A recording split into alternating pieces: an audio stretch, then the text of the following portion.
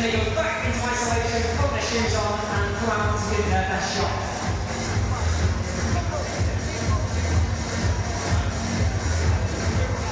Just moving some furniture. Okay. Then come on, I'm glad they're keeping you busy.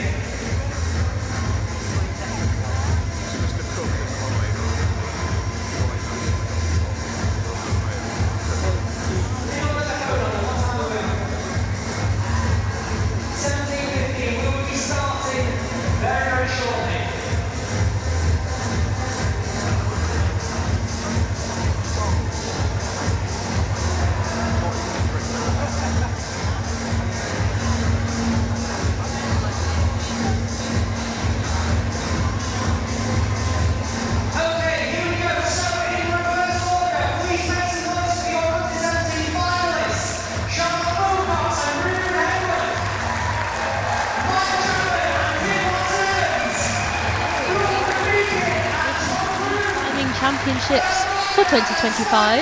My name is Molly Thompson-Smith and I'll be one of your hosts today. And my name is Zoe Wood and I will be your other host for our final here in the depot in Manchester. And here you see our under-17 finalists coming out onto the mats.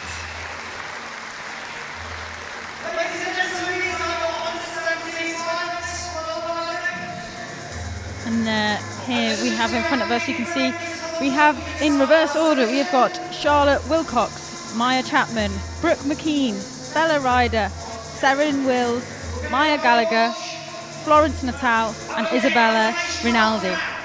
And for our male under-17 start list, we've got Ruben Hayward, Kit Watson-Evans, Toma Kroom, Spike Forward, Javier Seacombe, Tom Buchnecht, Louis Cooley, and Isaac Sutton. And if you tuned in earlier, they put in a great performance on their semi-final routes. We saw some action up on the head wall, just missing out on tops for the under-17s, but they were pretty close. Very close, yeah. I'm pretty sure Isaac Sutton was eyeing up that last hold, Louis not far behind him. So I think it'll be really tight between those two. Yeah, I'm excited to see how they get on.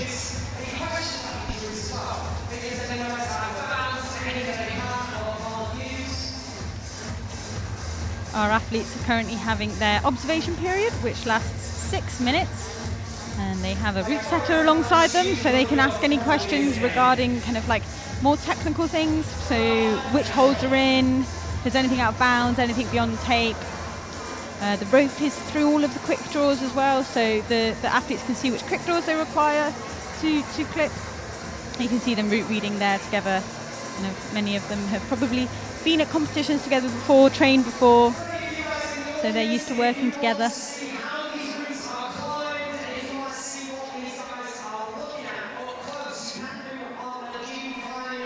So Zoe and I are your hosts today. Zoe is an international national route setter. She actually set for the British Bouldering Championships a couple of weeks ago, so I'm feeling very lucky to be joined by Zoe, who's got all of the insider route setter knowledge. Yeah, it's a pleasure to be here with you, but also just to get to kind of relax a little bit and see the competition from a slightly different perspective. Yeah, not your usual seat, huh? No. And it's funny not quite having that insider's knowledge on what we've got in store for us. It's nice to get to leave a bit for... You've not got FOMO? No. Not this time. Not this time. No, although they're amazing, they're a lot of hard work, and it's quite nice to have just kind of rocked up and get to see the athletes put on the show.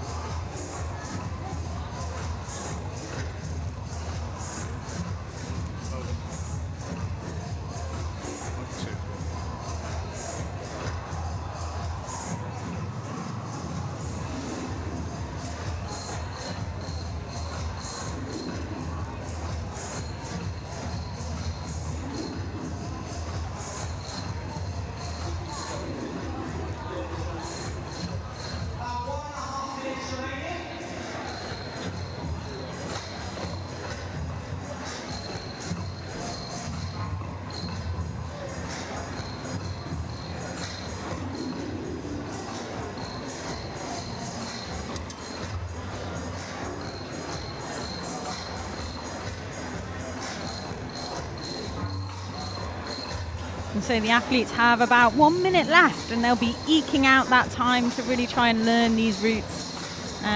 6 minutes must go by pretty quickly when you're trying to absorb all that information and then make sure that it's ingrained in your head for when you go back into isolation.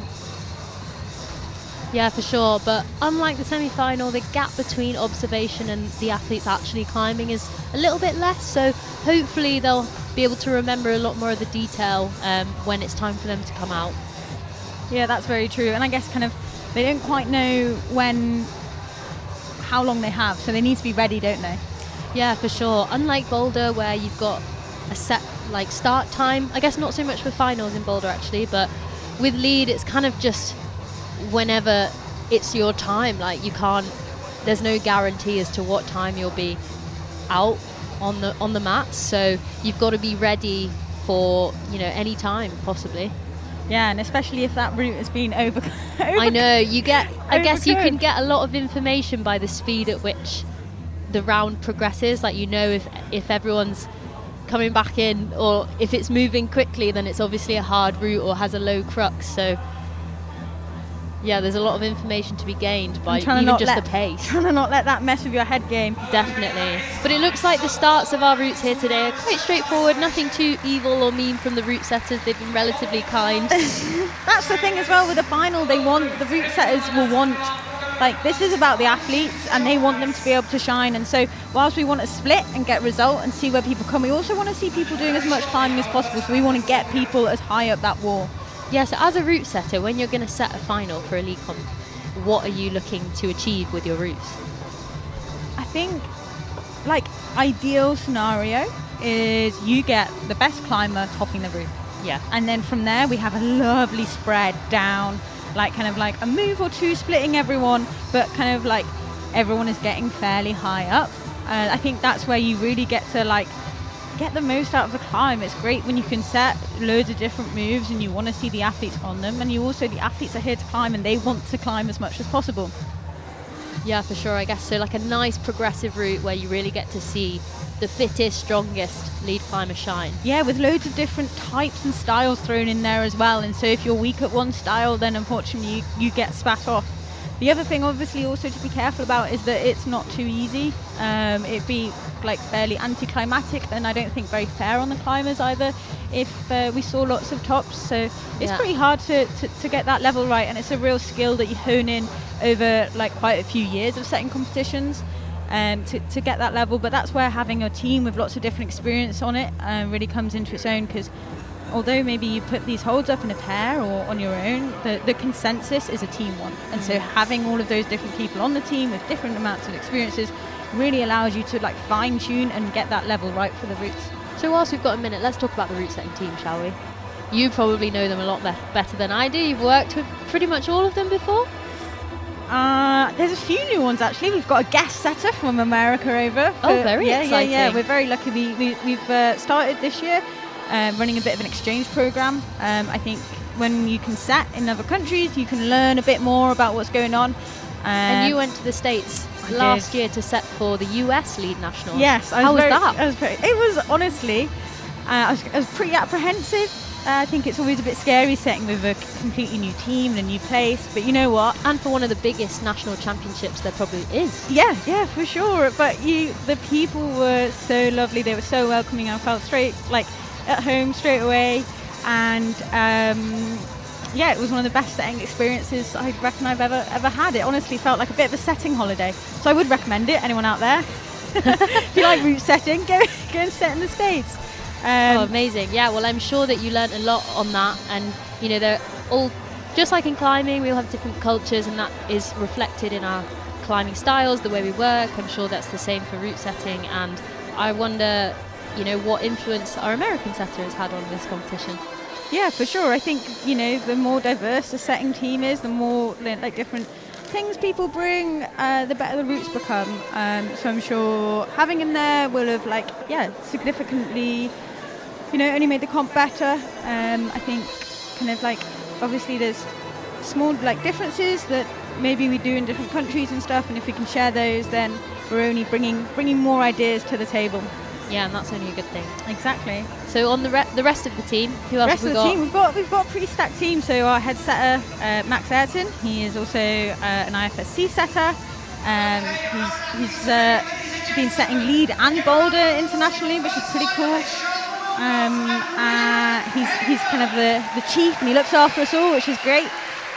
We also have got Yan Janu, who's an international setter, sets for lots of lead World Cups. So another great kind of like contribution to the team. And we have Dave Barons, who is an ex-competitor. Yes, who's many years competing with Dave. Yeah, exactly. But I guess we'll come back to the Routesetting team that at some point. We have our first athletes out under the lead wall, and that is Ruben Hayward for the male under 17 category and Charlotte Wilcox for our female category. Here we go, kicking off our final today. How exciting! Very exciting. We've waited all day for this. All day. Patiently waiting. Just having a little look before they get on the wall, just a little refresh of the memory. It's not been too long, so there we are. Charlotte's on the wall and starting her final climb.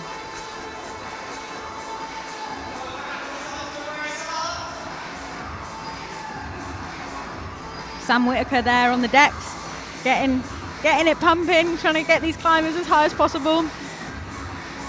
Yeah, it definitely makes a big difference, the atmosphere and the music and the lights. And it looks fantastic. This is a brand new climbing centre here in Manchester, the new big depot, and they have certainly pulled out all the stops to make this such a spectacle. Yeah, and it's full as well. It's been great to see the amount of kind of people that have come out to support.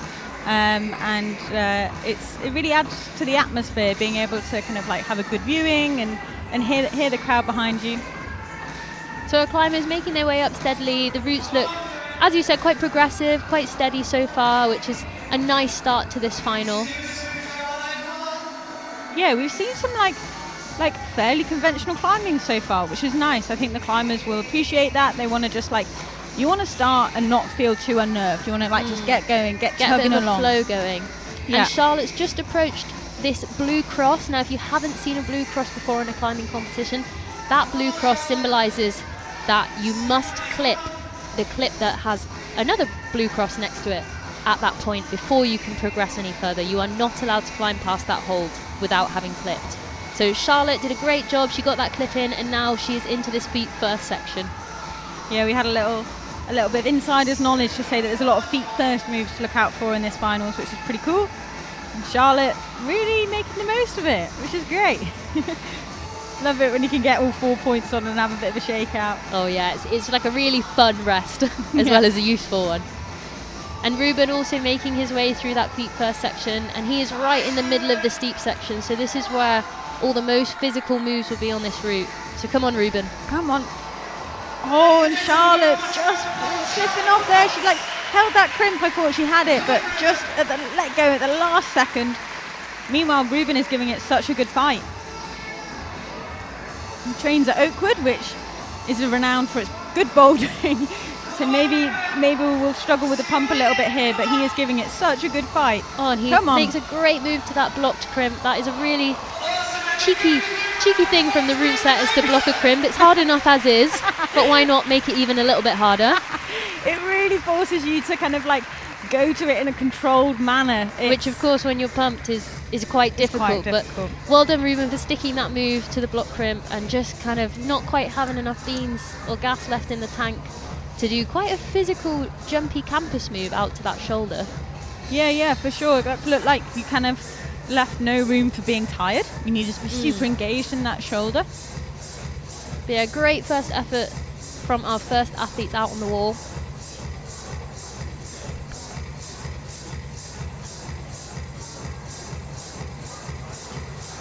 So the athletes in this final are coming out in reverse order from how they qualified, following on from semi-finals. Which one do you want closer to 3? We have 8 athletes in total. So we had 16 in the semi-final this morning, and we whittled them down to the top 8. And all of these athletes are of course competing for the title of British champion, but also for a place on the team. on the British climbing team for this year and potentially international competition spaces. Yeah, it's really kind of, there's a lot riding on this competition with these athletes in terms of what happens with their, how their competition schedule this summer. And it's really cool to see this league comp be kind of like, often the league champs doesn't fall in a time of year where all the athletes can come, and so it's great to see British league champs, which has all of the big names at it. Yeah, as it's used... Minus, the biggest name of all, obviously, MTS. Next year you'll see me on the wall, hopefully. But yeah, it's great to see probably the most stacked British League Climbing Championships field we've ever seen. It was the same at British Bouldering Championships a couple of weeks ago. We had Olympic champions, Olympic finalists, several British champions. So, the field, it is tough out there. It really is anyone's to win. And we'll definitely see a new female champion. Yeah, because the old one sat next to me. No, and it's super exciting to be in a new venue with a new format with like all of the biggest names here. It really does feel like a fresh kind of start on the British, British lead comp climbing scene. I'm really excited. Yeah, me too. And I'm excited to see how Kit Watson-Evans gets on for the under-17 males and for Maya Chapman in our female category. Maya put in a great effort on the semi-final. Kind of like she fought her way onto that comp wall, which we really didn't see many climbers get to. Now these athletes have had a little bit of time off. They finished their semi-final round at about midday, so they've had about 5 hours of rest, time to reset mentally and physically. So let's hope they've got some energy left for these final routes. Yeah, and we saw earlier kind of the first section of both of these routes. You should just be like kind of a bit more kind of climbing, get a nice flow on, get ready to give it a good fight a bit higher up. Yeah, as an athlete, kind of the perfect introduction to your final route. Yeah, you don't want to be thrown off early on, even if maybe it physically isn't that hard. If there's something a bit weird or a bit scary, I can imagine that could mess with your head a little bit. Definitely. But both athletes looking really calm and collected. Hopefully it continues that way. Kit, a member of the depot team, hopefully at home on this lead wall here. Kit maybe looking a little bit stressed in that position, but he looks like a fighter to me. Yeah. Come on, Kit. And we spoke about this earlier on the screen. I don't think you can quite appreciate how steep this section of wall is, especially where Kit is climbing. You can just see there, we're trying to swing that foot onto the hold. I think it's like super core intensive and like pretty leg intensive as well. I mean, all those aspects could get drained.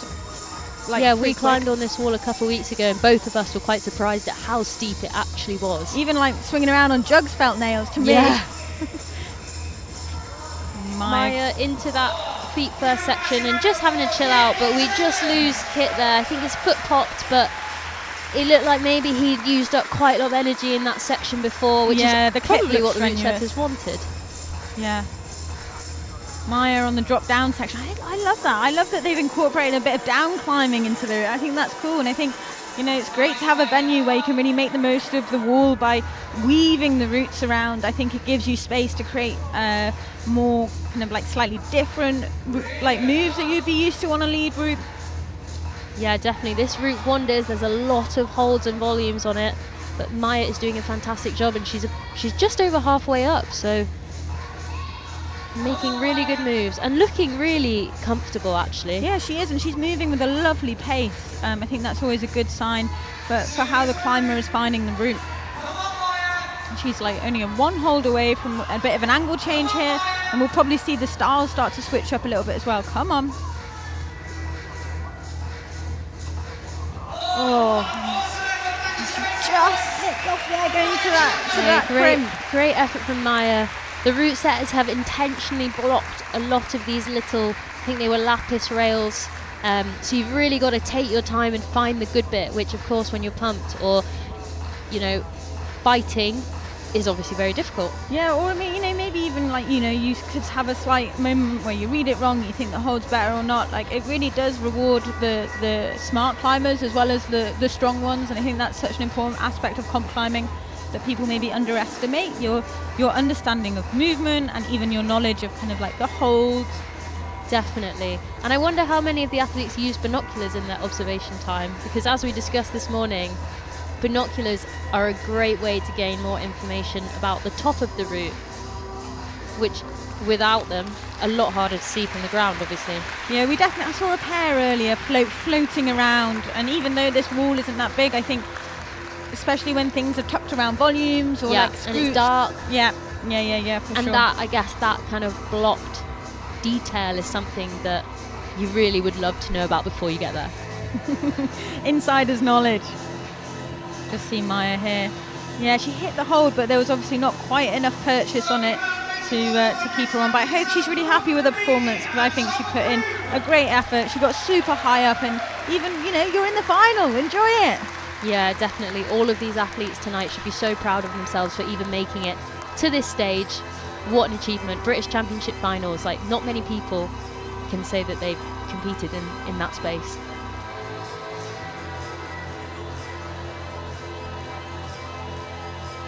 So, next up we have Thomas Kroon and Brooke McKean.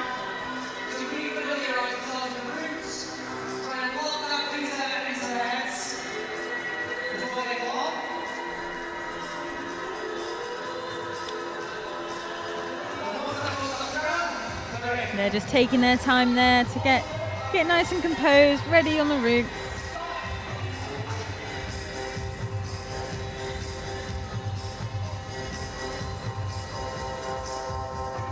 Molly, how many BLCC's finals do you reckon you've been in? 6. 6? Yeah. Nice, that's a good number. Not too bad. 16, yeah. I did many youth BLCCs when I was younger. Okay. So I can't tell you how many for that. 6 more to come? Oof, you're asking a lot of me here, Zoe. I'm not sure I can promise that I'll be around for 6 more. But one more would be nice. I want to see it. It's definitely getting harder and harder each year. So I mean, the level just keeps going up and up, doesn't it? And I'm always astounded at how kind of like, the young ones just keep getting better and better. I mean, BLCCs for youth finals did not look like this when I was doing it. Yeah, as you said, the standard is just so high, and it's just always going up and up and up, and I'm so impressed by these young climbers, and it's such a joy to get to see them compete and alongside the best seniors in the country as well. It must be really inspirational for them, and it's great for the seniors to be surrounded by such like youthful inspiration and excitement, biting at their heels. Yes. It's kind of, they're almost here like, oh, just you wait a few years, I'm gonna be better than you. Oh yes, they're coming for us. It's always great to see kind of like clubs of athletes pushing each other. There we see Brooke making that blue cross clip before she does this down climb section. Thomas struggling slightly to get that clip in, but he has got it in, and using a lovely bit of momentum there to kind of like make his way up this volumey section. Quite committing move, actually, quite low down, You always want to try and climb things in with as much control as possible, but the route setters are forcing the athletes here to just be a bit looser and go. Yeah. And if you're rewarded for that, then you will conserve more energy in the long run, and it's all about being able to decide like when to be static and so that you can be a bit more precise to the holds, and when just to let loose and go for it, and that's a real skill. Definitely, that comes with experience and just doing these competitions year on year. So I'm super impressed with these young athletes. They're looking so good on the wall. Toma just taking a bit of a cut there, foot slip, but that foothold did look quite bad, so I'm glad he managed to recover that.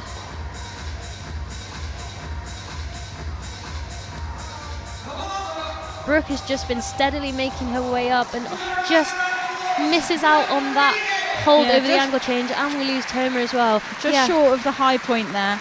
But I mean, a great climb from both climbers, and it just goes to show how tricky these two routes are. Definitely. And anyone in this final can win. It doesn't, just because they've come out earlier doesn't mean they're any less likely to win. So a great effort from Brooke. I think she just maybe overestimated how good that hold was. That blue volume is pretty slopey, and she maybe just went to it a little bit too quickly and not quite the right angle. Yeah, kind of like just misjudged which bit was going to be the bit to hold on to. And it's really hard if you haven't climbed on certain holds before. Like if you, with this centre having only been open a couple of months, that'll have a massive effect on the athlete's knowledge of what holds they have, on the angles, on what the route setters are going to put up. But at least it's like a fair advantage, because you know, most climbers won't have trained here that much. That's true, really true, yeah. Not particularly a home wall for anyone No, just yet. not yet anyway, but I'm sure it will basically be the home of British lead climbing. yeah. I mean, it's really exciting that this place exists now. And I really think it will propel forward the athletes, especially in the international stage. For sure. I'm definitely grateful to have a facility like this to train on and just to enjoy lead climbing as well. Yeah. It's just great to have such amazing routes on offer. And it's been lovely. Me and you have trained here a bit the last couple of weeks. We had a session today. And you just, you know, you chat, and it's like, it's got great atmosphere. It's almost like being at the crag. Definitely. And meanwhile, we have got Bella and Spike. Spike is our boulder champion. Could he make it a double win? Oh, we love a double. We love a double win. We Come love on, a double Spike. win. Do it for the double win, Spike. Bella is a member of the precision climbing team. We'll see quite a few of those precision athletes out on the mats for today's final, coached by Ellie Glennie. And she says one of her favourite climbing moments of 2024 was going to Austria for 5 days. It was fun. Nice, we like that. Can definitely relate to that. She went on a training camp to Innsbruck, and it is absolutely amazing out there as well. I've never been. Have you not? You're missing out. I know, I need to get there. And Bella also won 3rd at the British Boulder Champs last week. Definitely more of a boulder athlete, but starting to transfer those skills into her lead climbing and doing such a great job. Yeah, it's been amazing to watch her grow. Kind of like every comp she comes to just seems to be like learning more and more, like not just about the climbing side of things, but also just kind of like developing as a competition athlete. Looking nice and composed there. Yeah, I train at the same facility as Bella, and it's been really nice to see her grow as an athlete, like you said, and just she's always having fun. Oh, we love that. We love fun. Yeah, Spike and you know, is, she's got the right mindset for it, so I hope she's able to enjoy this final climb. Yeah, I mean, you should. You only get to do this once a year. True. Maybe not even once a year. And Spike is a member of the North Core team. Also, he trains in Sheffield. Also, is often out on the grit. It's cool to see him kind of transferring those skills into the indoor competition scene. She's getting a bit stretched out on these stalactites. You know, features like this are quite often difficult to read, like where to put your feet, where to hold them. It's great because there's no hold to indicate quite where's the best bit, so you've got to really rely on that intuition as a climber. And he's wasting no time there with that cut loose, and I love that little flick out. It's like really smart. We saw Thomas kind of like momentum there, didn't he? We saw Thomas kind of like end up having to hang around a bit, which I think would have been super draining. Bella's got that X cross in, and we're going to see him move down a little bit here. Both climbers having to try now. They're starting to dig deep a bit. You can see their facial expressions changing. One of my favourite bits. Oh, great fighting from Bella there. Doesn't choose to stay around and rest. Maybe just hasn't quite seen it as a rest. Yeah. Or like once you've got past that point of being pumped, you just kind of like, you're like, I've just got to keep going. Yeah, and as we said, she's quite new to lead comp, so Spike sticks Come this on, Spike. move Come out on. to the shoulder, and he is fighting to get his feet back on. A great effort though, and a new high point from Spike there.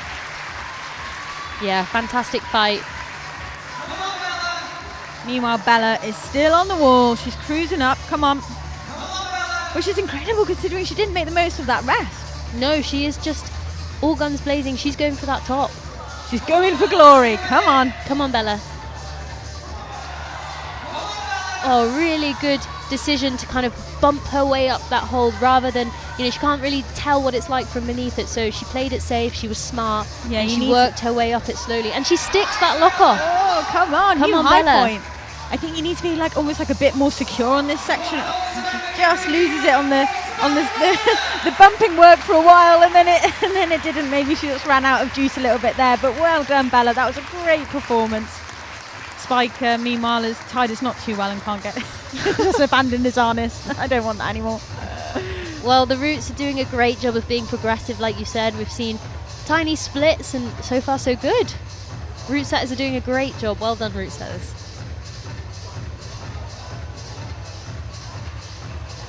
You can see there's an absolutely amazing crowd here in Manchester. Everyone getting behind these athletes, and it's really cool that I think we sold out in the seats again. Yeah. I mean, who wouldn't want to come and watch this show? best in the country fighting it out. And Absolutely. some beautiful routes, some lovely music. What a Sunday night.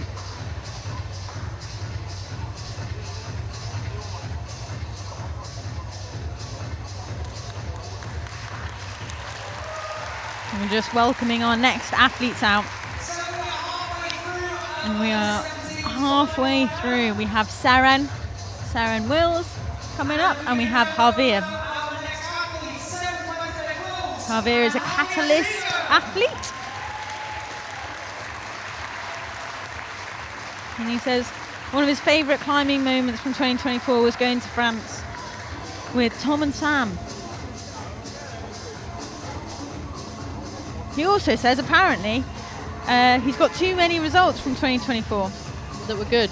So, yeah, sorry, I misread that. Too many of his best results from 2024 We love to that write them down. confidence. Yeah. And hopefully, you know, this will be one of your best results from 2025. Come on, Javier, let's see you at the top of this route.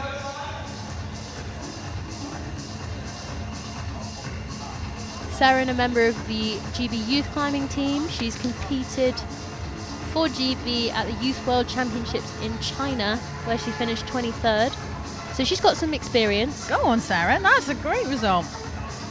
And she also looked really good on the semi-final route. I was She really climbed impressed. so well. Yeah, and I think, you know, she really displayed like good movement, but also just a lovely composure. Definitely had some flow. On a tricky route to find some flow on. Yeah, we definitely saw some other like really good climbers not look quite as comfortable. So yeah, she really proved herself as a lovely flowy route climber.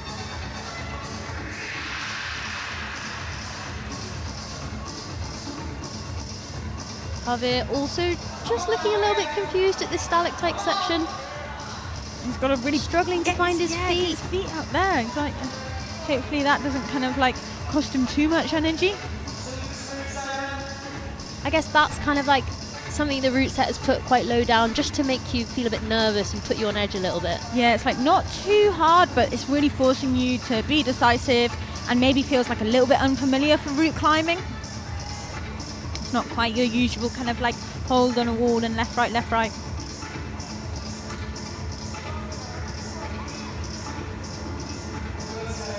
Both climbers now just looking like Javier got a bit more composure back, and Saren still just kind of like taking her time, which is nice.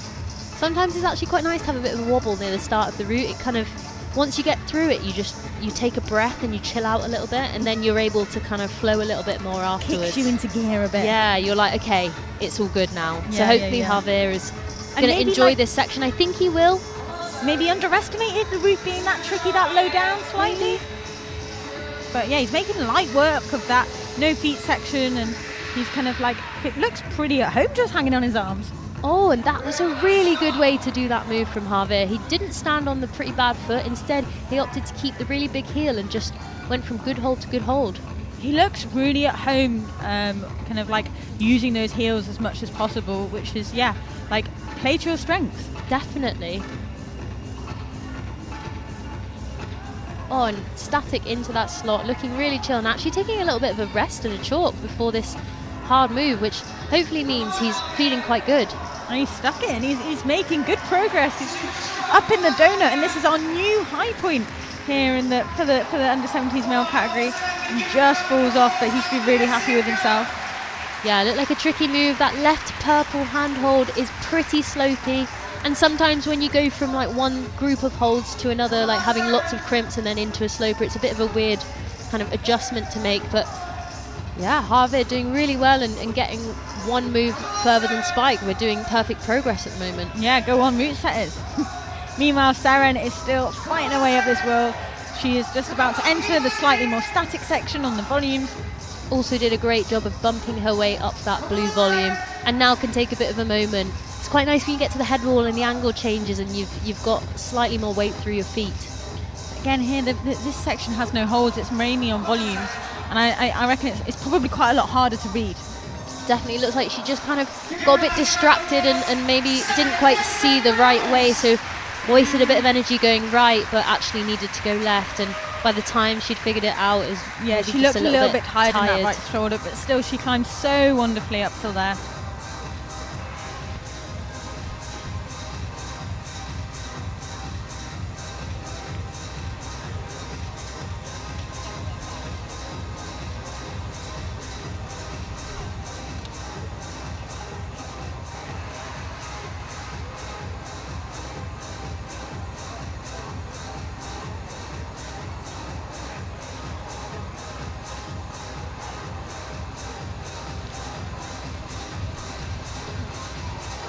And so we are down to our last 3 for the under-17s final. It's gone so quickly. I know, it's crazy when you watch, 16 or 26 athletes come out, and then suddenly you're just down to only the top 8, and it just like, yeah, we rattle through them, don't we? Yeah, we have. It's also nice being so absorbed in watching the climbers. I feel like that also makes the time go by so quickly. Definitely, everyone's put on such a great show so far, and I've just been, loved watching it. And no, no silly little slip-offs early on or anything. No. We've just seen some wonderful, good performances, and hopefully we're only going to see the climbers get higher and higher.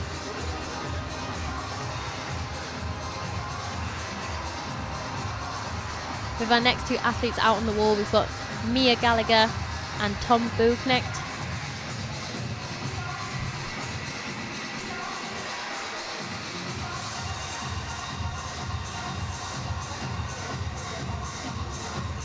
Both finalists at our British Boulder Champs.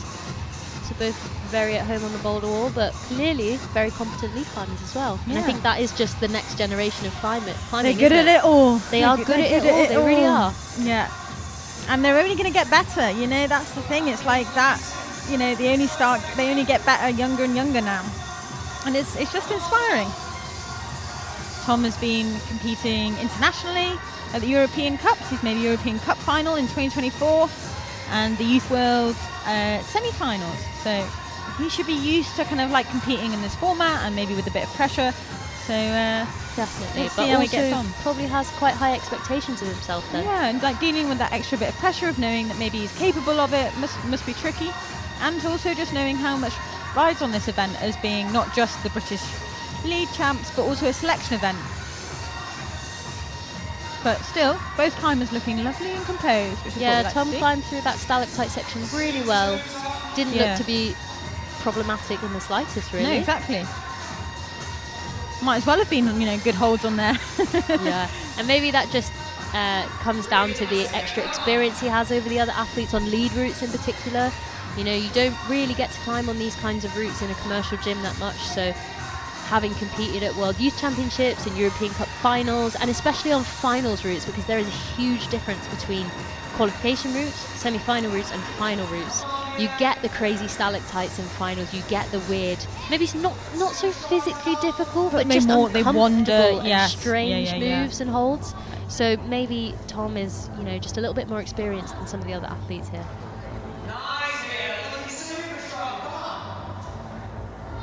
Mia climbing really confidently, taking a little cut and is making the most of that rest, which I think is very smart.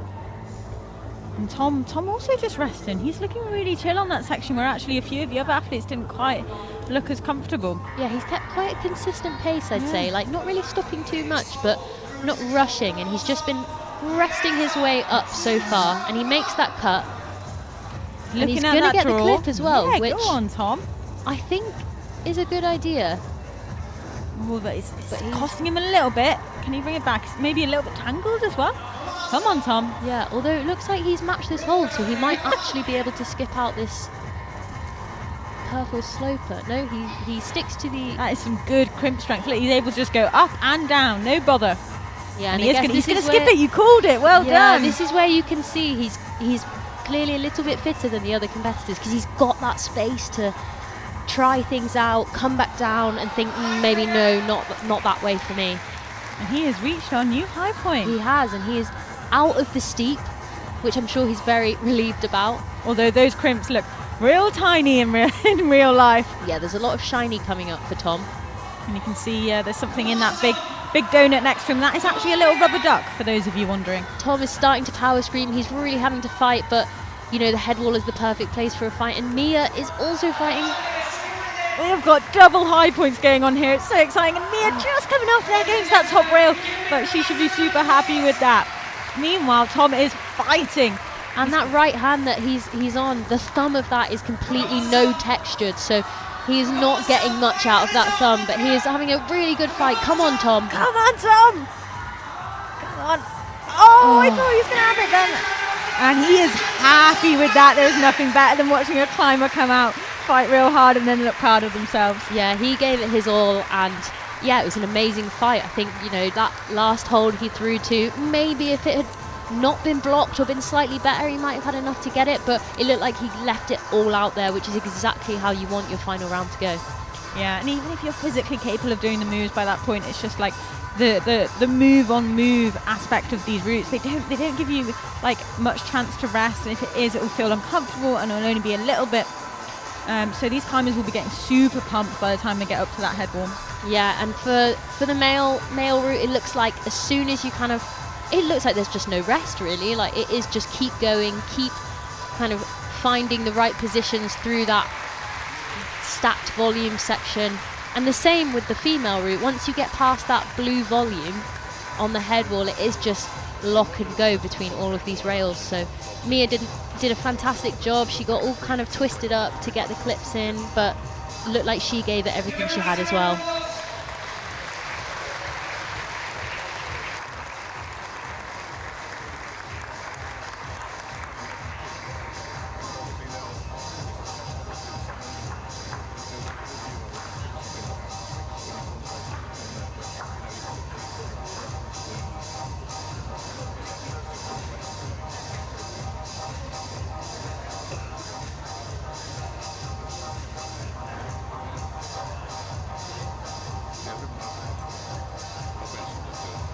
So you can see there the athletes are all sat together, which is pretty cool. That must feel pretty nice when you've climbed a route and then you get to speak to the other athletes that know exactly what you're on about.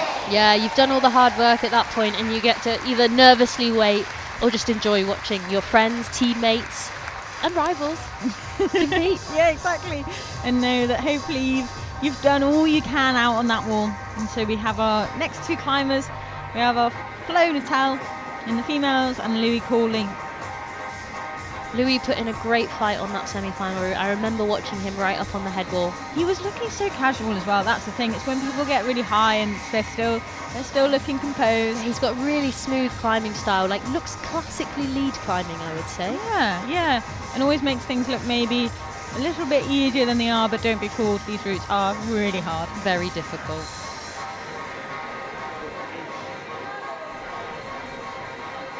Flo there wearing a white spider top, so she'll be used to like, you know, fighting on quite powerful short lead routes. But I reckon that would be quite good training for this wall.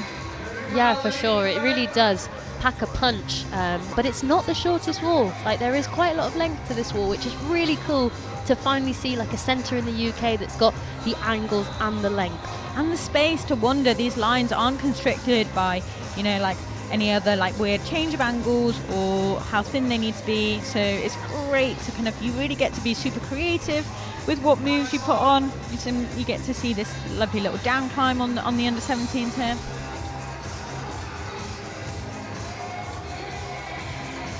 And we've just found out that Mia has unfortunately been marked down for standing on a bolt at the second clip. Mia, the athlete we just saw reach the high point. And that is absolutely devastating. I'm sure she'll be gutted by that. After such a good performance as well, and it's so tricky. Like, you know, she may have not even got anything out of that bolt. I mean, she won't have done it on purpose. She would have been thinking so much about the route. Yeah, it is such a shame, and I think no one likes seeing that, not even the other competitors. It's just such a shame when that happens to someone, and Mia, we're really sorry. We're really sorry, and hopefully it's just a good learning opportunity. Still proud of the performance she put in, because it was an excellent climb. Yeah. Meanwhile, both climbers here just climbing away, doing what they do best. Yeah, Louis looking really strong, really composed. Looks like he's not had to struggle yet. An absolute hero move there with the cut. And yeah, really pulls up high into the shoulders. Chose not to get that clip in. He's got to do another flick here, but maybe no, going down to get the clip. Oh no, he's keeping us on his toes. Can't quite make his mind up, but manages to stick that move, and I think that's a really hard move. That left hand is not giving you much. I think it only becomes good once you're to the right of it. And he's chosen to go past this point. He knows that he's probably, I think he knew that he wasn't going to be able to get that clip in any higher. But a great climb from Louis there.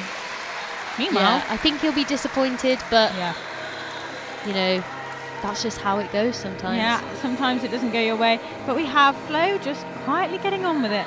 Pretty casual from over here. Yeah, Flo looking really good. And this bit where she's at actually is like kind of fairly far away from the last bolt that she's clipped. And that's the other thing that these climbers might not be used to, is just if you climb quite far to the side of a bolt, just even like the mental game of the having clipped down and left to you.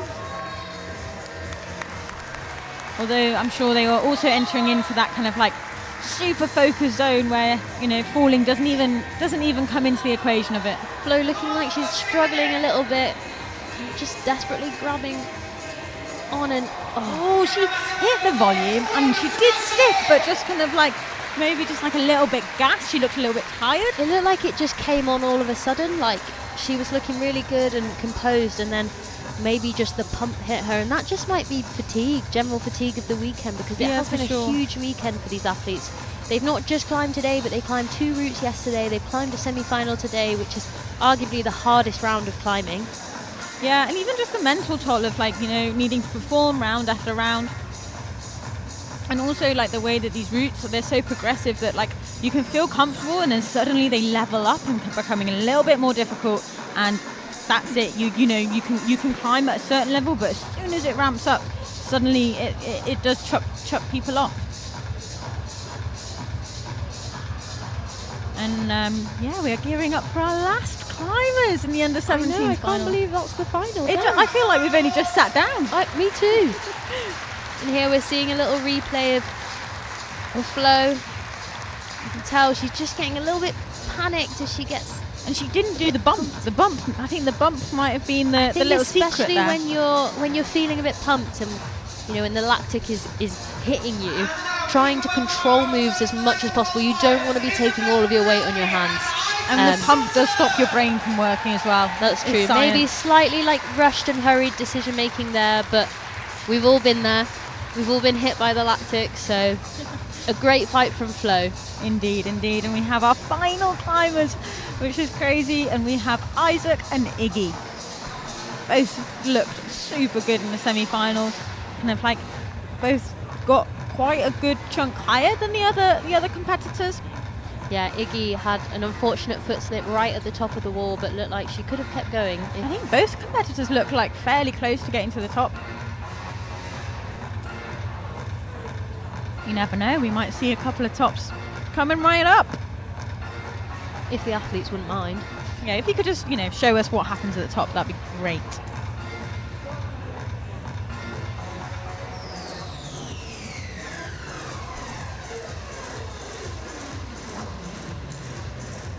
I don't think either of these two will struggle with the bottom sections of these routes. Just give us a display of nice flowy climbing.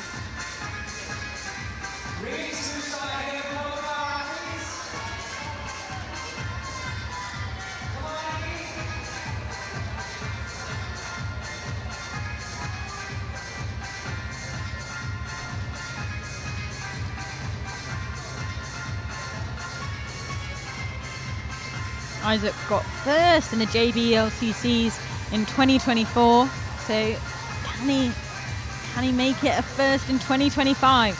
Let's find out. He also placed 4th at the European Youth Cup in Zelina. Looking a little bit hesitant currently. He needs to get that clip in. I think he might have gone a little bit further than some of the other climbers, and he has happened to down climb. I hope that doesn't cost him too much. Whether that's physically or also mentally, just being a little bit rattled. But we have seen this section rattle a few of the climbers, just maybe slightly more unconventional. Meanwhile, Iggy just plodding away. Yeah, looking very casual, looking like she's not really got going just yet.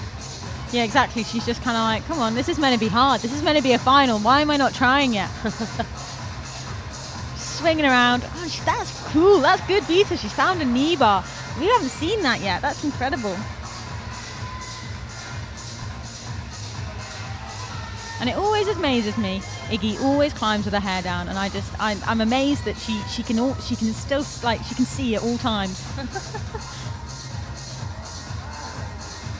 Isaac looked like he's recovered quite well, and he's actually getting quite high up now in comparison to our field, but I think that would have been costly, that little bit at the start. Yeah, for sure. Now he's getting that clip in, which is a good move, Isaac. You need to get those clips, get those clips in. I mean, it must be hard as well sometimes. Like you get a bit distracted, a bit too zoned into the climbing. Yeah, you just want to go up and you forget you've got to clip. But I think Isaac is potentially a bit fitter than the rest of the field, so he might have just that bit extra that allows him to make those mistakes, but recover them. Just doing that hero move there, and deciding to get this clip in, which is a good move, Isaac. Oh, a little bit fumbly, but come on, Iggy, hanging out on that volume. Having to a little quick glance down there to have a look at the timer. They only have 6 minutes to get to the top, so she needs to make sure that she's got enough time. Maybe working maybe how long to rest for. Isaac definitely looking a bit pumped, but smart climbing, matching and going to the better hold, and he looks like he's in cruisy fight mode, I would say. Yeah, and he's been really good actually at recomposing himself. He's about to enter this crimpy section. Yeah, it's not been his smoothest climb so far, but he is still going and, you know, not looking flustered. Come on. There we go. We have got a new Isaac. high point on the senior under-17s male. Oh, no, we haven't. No, I'm lying. Almost there. Isaac is doing a really good I'm job. just manifesting it. Come on, Isaac. Meanwhile, Iggy is finding the best bit to hold on those crimp rails. Seeing quite a few climbers struggle on them. Come on, Isaac. And now Isaac sticks that blocked hold, and that is a high point. And he is again the champion.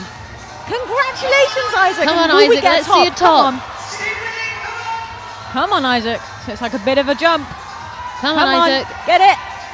Yeah. Oh, there it is. What a fantastic climb from Isaac. And what a way to finish. I know. He brought it back so many times. Incredible. And he is psyched He's with happy, that. and he's as he should be, yeah. because that was an effort for Look him, at that I smile. think. Meanwhile, Iggy, she's still fighting away up there. She is just She's getting been on with hanging it, on to yeah. these crimps for ages. Come on, Iggy.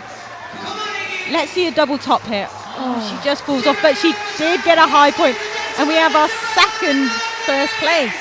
Yeah, I think she just opted to skip out those rails on the right, maybe not quite figuring out or seeing how they fit into the sequence there, and just trying to go big, but that not really working. So she looked a little confused as she came off. Maybe she'll have a chat with the route setters and see what the intended Yeah, method she'll be like, was. why did you put those holds there? I don't need them. But yeah, great fight for her. I'm sure she'll be very happy to have taken the championship title again. And there that's it is. The under-17s final is done. And what a show. I know. Both those last two athletes giving such a fight and just showing, you know, like why they qualified in first as well, and being able to like maintain that position going through to the final. Yeah, definitely. Isaac, he fought his way up that final route. He didn't make it look too easy, but I think it just went to show how good he was, how much extra he had in the tank to make those mistakes, but just constantly keep staying focused, making good decisions, and not letting those little slip-ups get to him. And here we've got Iggy as well on the replay, skipping out all those holds on the right, trying to go big.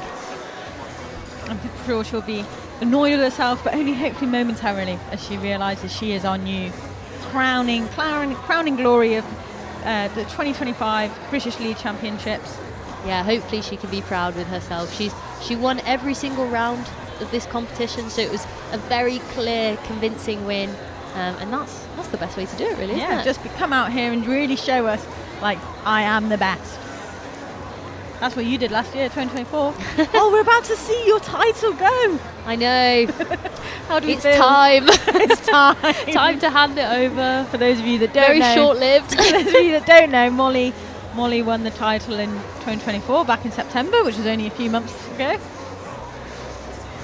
Yeah, the National Championships is being held at the beginning of the year. Usually it's in the summer for Boulder, and towards the end of the season in around October for Lead. But this year it's being used as selection to the team and for international events, which is why we're having our National Championships ahead of the international competition season. But here you are, we've got our start list for the senior event. For the senior female category, we've got Izzy Bridgens, Faye McDougall, another Bridgens with Connie Bridgens, Zoe Petermans, Thea Cameron, Lucy Garlick, Hannah Kerr and Erin McNeese. And in the male category, we've got Daniel Smith, Jamie Jenkins, Jack McDougall, our current British bouldering champion, Sam Hammond, Sam Butterworth, Rhys Conlon, Fred Williams and Toby Roberts, our Olympic champion. So an absolutely stacked field for our senior final, and I cannot wait to see how this plays out. What do you reckon? We call in any tops? I mean, I think it would be unfair to say, but or tops, yeah, I think tops. Tops, we need to manifest this. We're going to see some tops. I think it's like, fair to say we've got some fairly okay climbers in our field. Definitely okay. We've got some favourites, like not to count anyone out, but Erin McNeese and Toby Roberts have had a very convincing competition so far. Yeah, they just look like they were climbing on another level.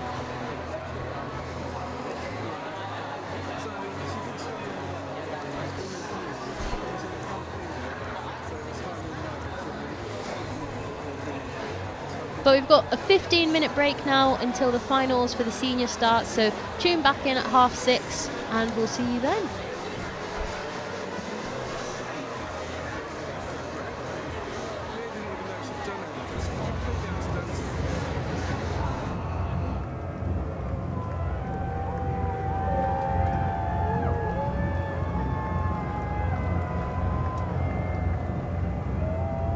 I don't know if I ever will feel ready and I would ever feel, you know, prepared enough or strong enough or good enough. Excitement and nerves are kind of the same thing. You get the same symptoms, like whether that's like sweaty hands, increased heart rate, whether you're nervous or excited, but it's kind of like how you frame that.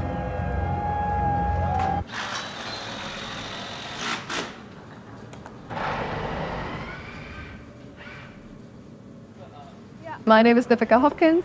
I work at a gym in London as a routesetter, as a coach and as a counselor. I started climbing when I was 20. I think that's when I first discovered it, which was a really long time ago.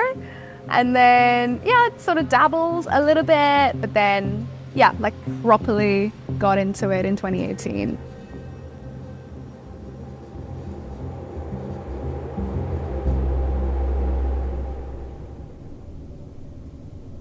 All our like family holidays growing up were like climbing trips, or like kind of outdoorsy like mountain things. So yeah, like I've been climbing outdoors since I was probably 2 or 3. My name is Ruth and I'm a climber and coach from Manchester. Sort of like during COVID and after COVID, I got quite psyched to get better. Like obviously I had like a few months like without climbing. It's like going back to uni again. I got really psyched like all the uni comps and like training and getting stronger and better. I really enjoy competing. Like I think everyone's experienced like being in like a crowd of like psyched people. Like when you work in a boulder together or something, everyone tries a bit harder. Everyone does better sends, like more sends. It's kind of similar to that, but it feels like almost on the next level. Like there's a bit more nerves that go with it, but then like the reward is also higher. So I sort of started competing in London comps last year. I made it through to 3 finals. I feel like I didn't necessarily climb my hardest, my best. I made some very silly mistakes. Ultimately, I've come back from the comp thinking that I've had an amazing time. I love the crowd. I feel like I try harder in front of people.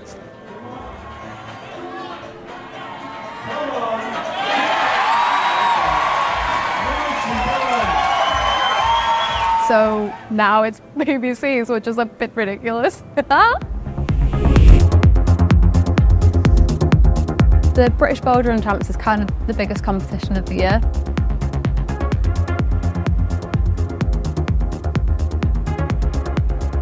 There's up to 80 men and 80 women competing, all to be crowned like the best boulderer in Britain. So I think it represents like the pinnacle of British competition climbing. Like you'll have a lot of the best climbers in the UK there. But it's also open to anybody and everyone, which is great as well. So you get to compete against the best in Britain. A lot of other people come along kind of see how they measure up, and I think it's just such a cool event to be a part of.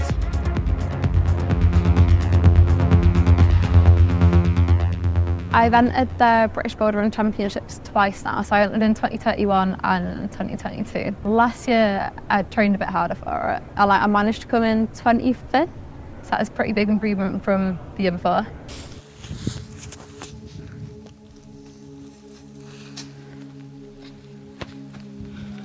At the end of January, I had quite a bad mountaineering accident. I fell down a gully, so I fell about 200 metres. Broke my collarbone and sprained both ankles. This year, like coming back from that, yeah, I kind of wanted to see how strong I can get, to be ready for like try really hard and everything that comes with competition climbing. So that's the biggest challenge for me. I decided to enter the BBCs 2 weeks before the comp. So I haven't really had much time to prepare. I've just added a bit more dynamic training or like a bit more movement practice into my sessions because that's what's lacking, I feel like, in my climbing the most. It'll be interesting to see how I guess like maintain my head gain throughout. Climbing in general as well, you know, it's as much mental as it is physical, and competitions perhaps even more so. Actually, yeah, I'm glad that I've only given myself 2 weeks to get stressed out. Hello and welcome to Devonshire Green in the heart of Sheffield City Centre. We are here for the cliffhanger event, the British Bouldering Championships 2023. Crowd is building nicely, there's a lot of anticipation in the air. Good cool conditions for some hard moves and some amazing looking boulders in front of us. And yeah, it's hard to know how this one's going to go.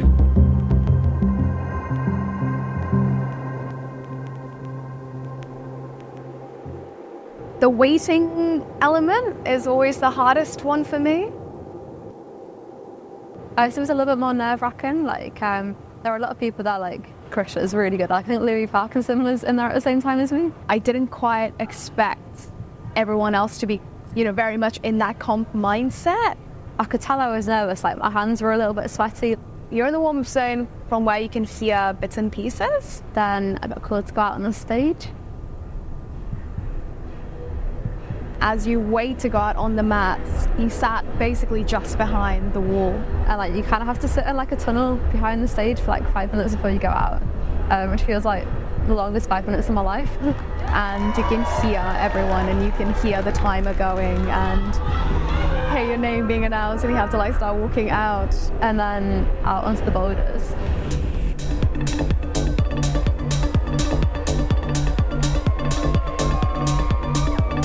I'd say like the moment I started trying the boulder, my focus was just that. I kind of zoned everything else out. I wasn't really like hearing or thinking much at all. Like I was kind of just doing. So I couldn't really hear the crowd that much. Like I could tell they were there, but I wasn't really listening to them, I guess. I think I struggled with nerves a little bit on boulder one.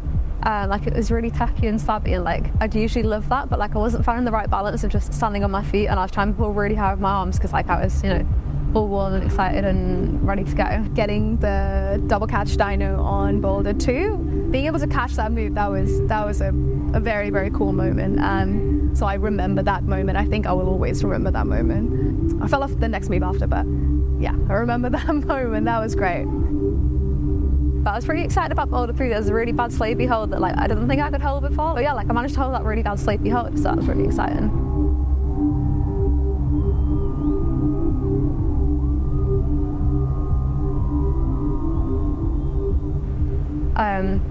And then boulder 4 felt great until I pulled in a hold and something in my shoulder clipped. I didn't make a great decision and got on boulder 5 anyway, and then my shoulder really hurt. Yeah, and then I went to A&E. And they did all the x-rays and everything, and I don't think I'll be out that long, hopefully. The last boulder was when I completely lost it. I spent 3.5 minutes trying to start it.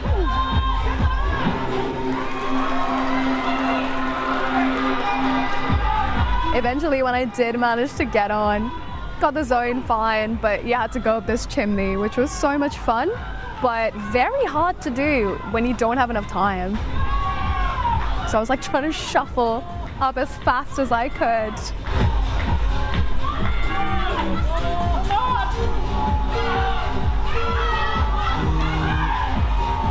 Yeah, got timed out and it was very sad. So yeah, it would have been great if I had one top 3 zones.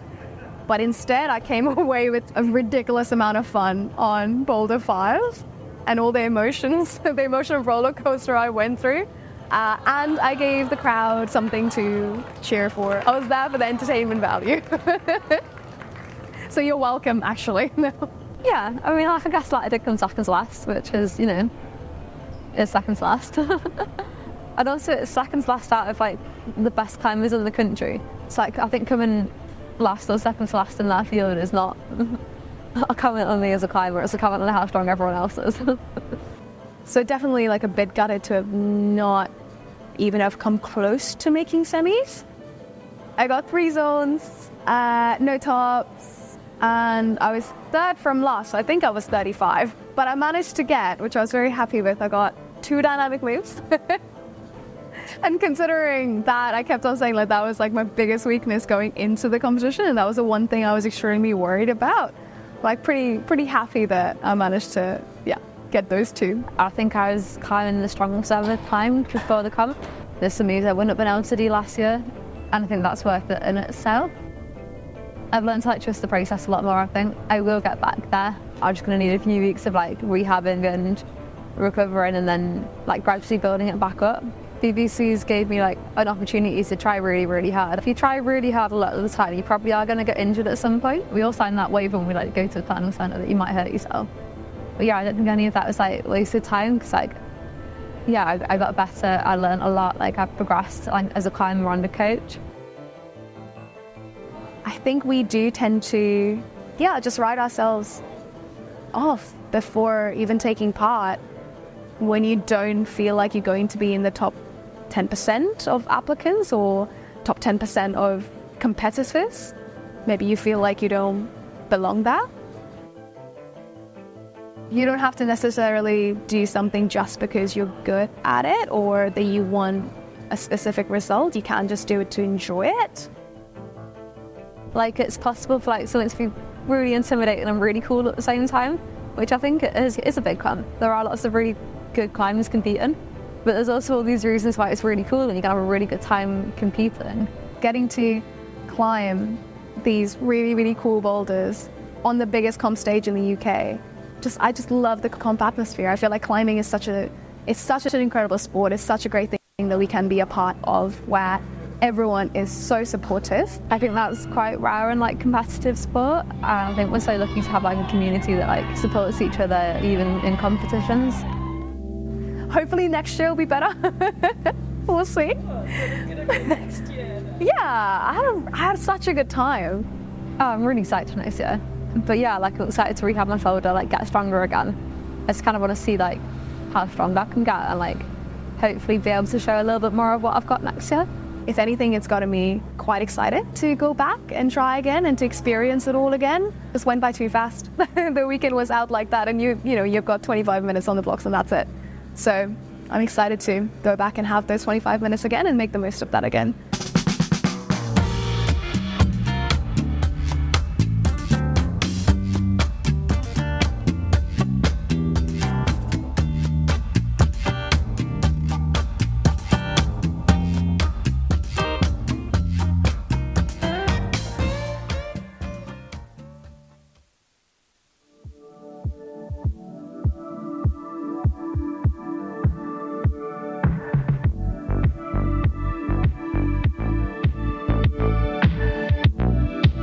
With the deep water solo season quickly approaching and crags being busier than usual, you may be searching for a different experience out on the rock. So for your safety, we've compiled this fun film providing some key points about how to deep water solo safely. The best time to get out in the UK in deep water solo is in August, September. This is when the water's the warmest. Remember to check the tide times carefully before climbing. Remember that a neap spring tide is not actually that high, so check which routes need high tides. Never go deep water sailing on your own in case you're getting difficulties in the water. Working out an escape plan is as important as working out the moves. Before starting climbing, it's always useful to check the fall zones to see if there's any underwater hazards that could injure you. This is why it's so important to check the tide times and the water depth. Climbing out of the water might not always be an option. Having a rope or a buoyancy aid potentially could save lives. The Great British weather is known for its sporadic nature. One moment it could be glorious sunshine and the next it could be belting down with rain. This is why it's important to pay attention to sudden changes in weather, specifically wind speed, as it can cause dangerous waters. Just because it's the Great British summer doesn't necessarily mean the water is warm. In fact, it's still really cold and can put anyone at risk of cold water shock. So what is cold water shock? It's an involuntary reaction your body makes when going to cold water your chest cavity constricts, making it really hard to breathe, sometimes resulting in hyperventilating and, in extreme cases, cardiac arrest. Signs of cold water shock include gasping, panic, hyperventilation and restriction of blood flow. So what kind of gear should you take? Well, lots of spare clothes, shoes and chalk just in case you take a few dunks into the water, an ab rope so you can get out safely and a flotation device. Also a down jacket and beach towel wouldn't hurt in case it's cold when you get out of the water. So now we move on to the slow motion part of the film, how to hit the water. You've got to remember to make as small a profile as possible, pointing your toes and having your arms down by your side. No one wants to slap the underside of their arms or belly flop from 20 feet. Deep water soloing is a great way to have a fun day out with friends, but it isn't without risk, so remember to be safe and be smart. For more information, search BMC Deep Water Solo.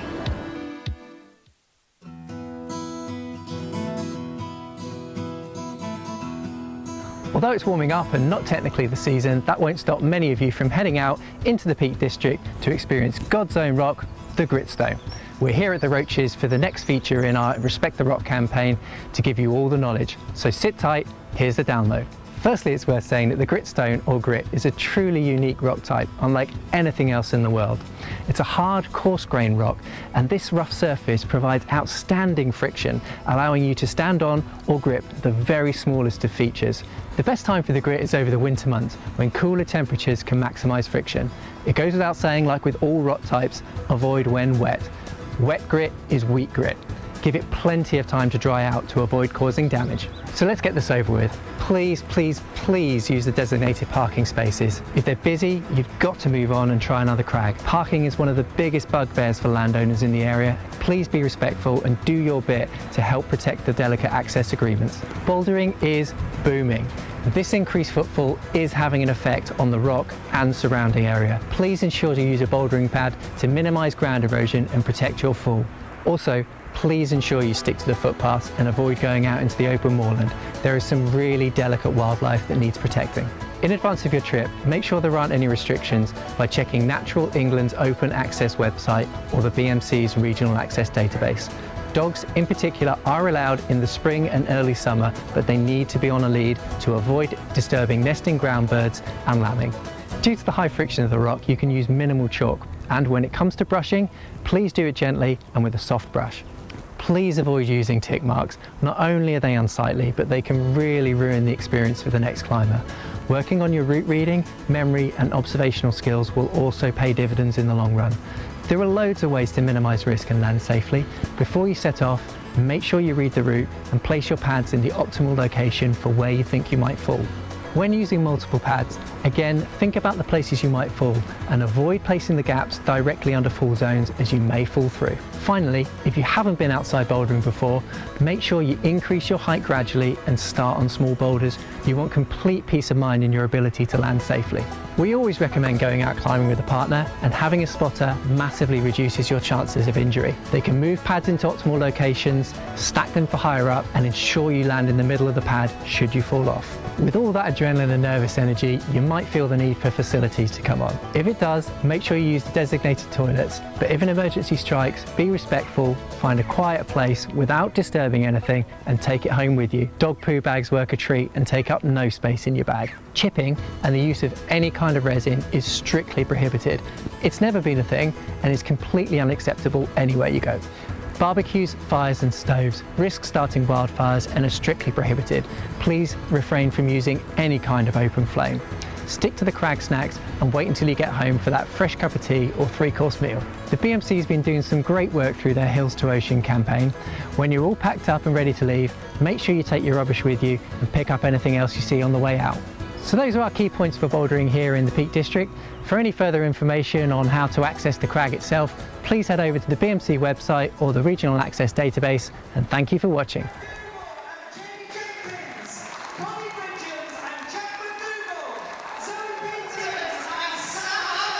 And welcome back to the BLCC's final 2025, and we are seeing our senior athletes run onto the mats here in Manchester Depot. Yeah, our senior finalists are just coming out in reverse order. Now there's a lot of talent out there on the mats. Yeah, and they're about to turn around for their 6-minute observation period. They have 6 minutes to view the route, and then they'll go back into isolation, and they will come out in reverse order from qualification. And just up on the screen here, you can see the final results from our under-17 finals. The champions there, Iggy and Isaac, putting on a great show with the top from Isaac and a really good high point there from Iggy. We got Bella Ryder and Ruben Hayward in second place, and Seren Wednesday Wills and Kit Watson Evans in third. But now onto the senior finalists. And up on the screen is the order that the athletes will come out in. And you can see there we've got the Bridgen sisters coming out, which is pretty cool. We do indeed. Very strong family. We've also got another family, a strong family featuring in finals. We've got Faye McDougall and her brother Jack McDougall. Jack won the British Bouldering Championships a couple weeks ago, and he is the current British lead climbing champion. They just missed out on climbing at the same time. They could have done that a bit better, couldn't they? Yeah, and really they would have special. absolutely loved that. They are such a great climbing family. They train together, they compete together. Yeah, a bit of a shame we can't see them climb at the same time, but do better next time, guys. That you know, that's the aim, isn't it? We can get them on together next time. Other highlights on the list: Hannah Kerr had an amazing semi-final round. I know. I mean, she climbed so well. She looked like a kind of a different climb almost to what we've seen before, and I really hope that she can bring that into the finals as well. Same with Fred Williams. Yeah. He also climbed super well. He looked so composed and calm throughout his semi-final route, and you know, just second place. It's a great way to make it into the final. You see the athletes there doing a little dance. They're doing their route reading.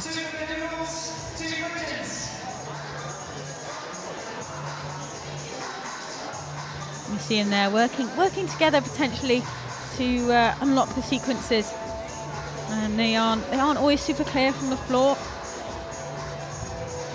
And you see Toby's, he's got a pair of binoculars, just help you see what's going on at the top.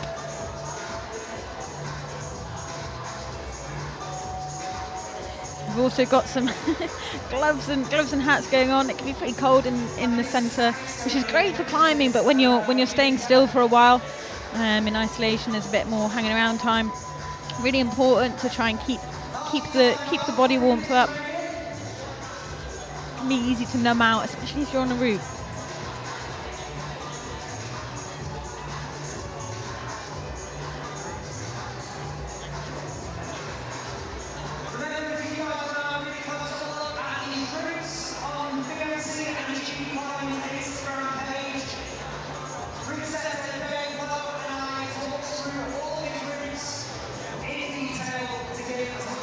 Really see Toby eyeing them up there. He wants a good look on that head wall, because I think he might have a pretty good chance of getting there. He was the only one to top the semi-final route going into this final, and he did it in such casual style as well.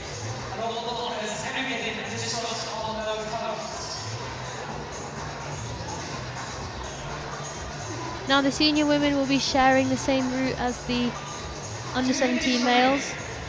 Indeed, they will. Now, we've already had a little, I guess, preview of what this route has got to come, but obviously they haven't. So yeah, they're going into this with no prior knowledge of this route. They might have heard that Isaac Sutton got our only top of our under-17 finals. They might have a little bit of intel, as they have been in this building, sitting in isolation, waiting patiently for their turn. Indeed, they have. Yeah.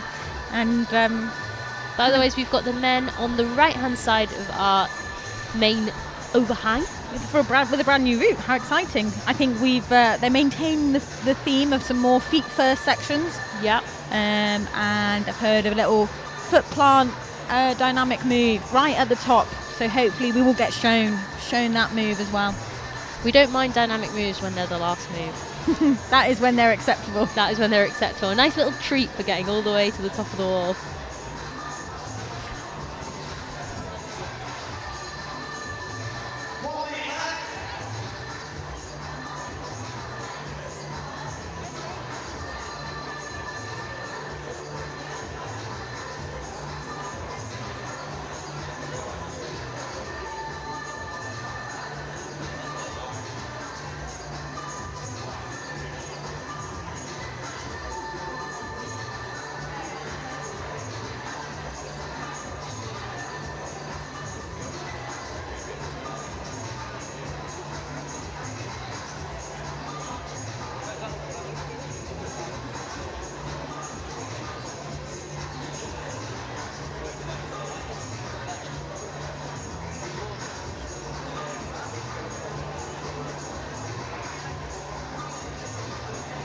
I apologise for the silence, but we've just managed to find head setter Max Ayrton and brought him into the booth.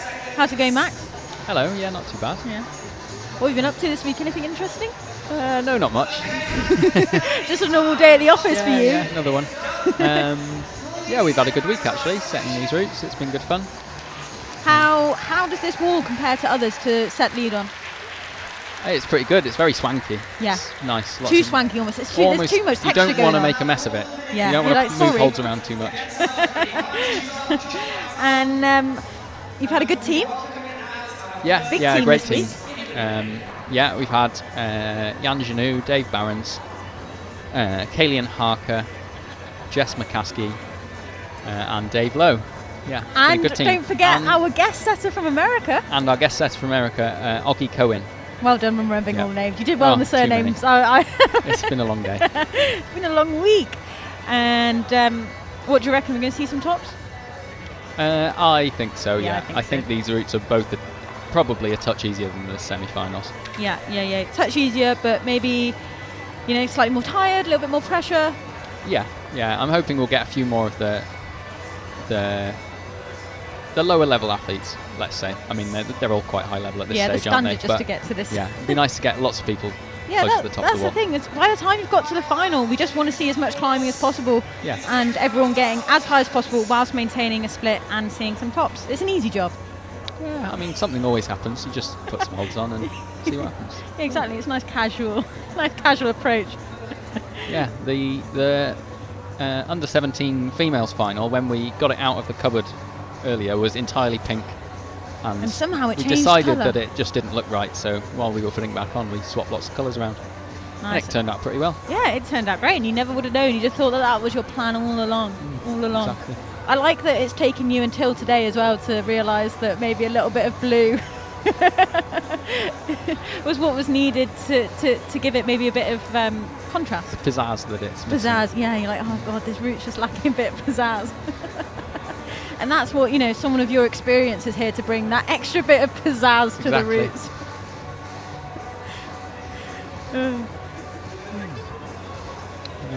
Yeah. And talk us through the men's final. We haven't, obviously we've seen what's going to kind of happen on the women's, but what are we looking at here in the men's final? Is there any moves that you're particularly excited about or you think could catch them out? It's all fairly conventional climbing, so hopefully they should get on fairly well. Right. Left, right, exactly. It's also got another move where you swing your feet first and do a little hand to foot with your heel. It seems like we've done a lot of that this week. Nice. Yeah. Did you chat to each other whilst you were setting, or No, just something in the water this week is making you exactly. go feet first. I saw that. I was like, oh, nice. They've got a theme going. Good for them. Yeah, it's all the holds are fairly good at the start. Little bit unnerving at the once you get mantled up on the red and black holds at the start. That's good. We want to keep them. like Yeah, get in the them a bit finals. stressed, and then maybe they overgrip and they get more tired more quickly, and and then they have to work a bit harder. And then all the holds are fairly good through the blue section in the middle. I love that as well. Fairly good is. I mean, relative, obviously. Relative, no, exactly. It's brilliant. Yeah. I mean, they are actually fairly good. It's just you've got to do a lot of moves, and it's really, really steep. 55 degrees in there. I was surprised at how steep this wall feels when you're actually climbing on it. You kind of you look at it from the floor and you're like, yeah, it's fairly steep, but actually, the tension that you need to kind of not cut loose and to maintain energy is a lot. Yeah, for sure. And I think we have got our first athletes coming out to compete. So thank you so much, Max, for coming to talk to me. And we'll get Molly back in now. Thanks for having me. Go and have a watch.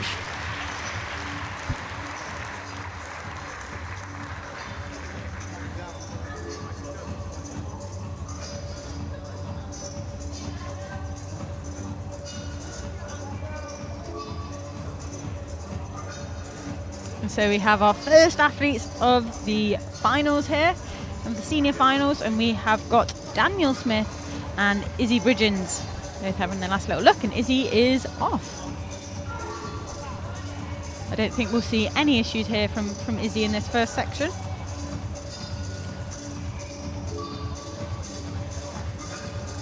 She's a great route climber.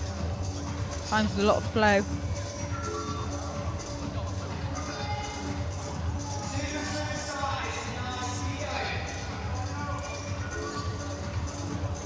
So Molly, while she's been gone, I had a little intel from Max that maybe we could see some slightly unnerving moves on the men's final here. I see. Nothing like a little press at the start to get the nerves kicking in. Yeah. But Daniel looks like he's chilling. Yeah, he's absolutely fine. Daniel 101.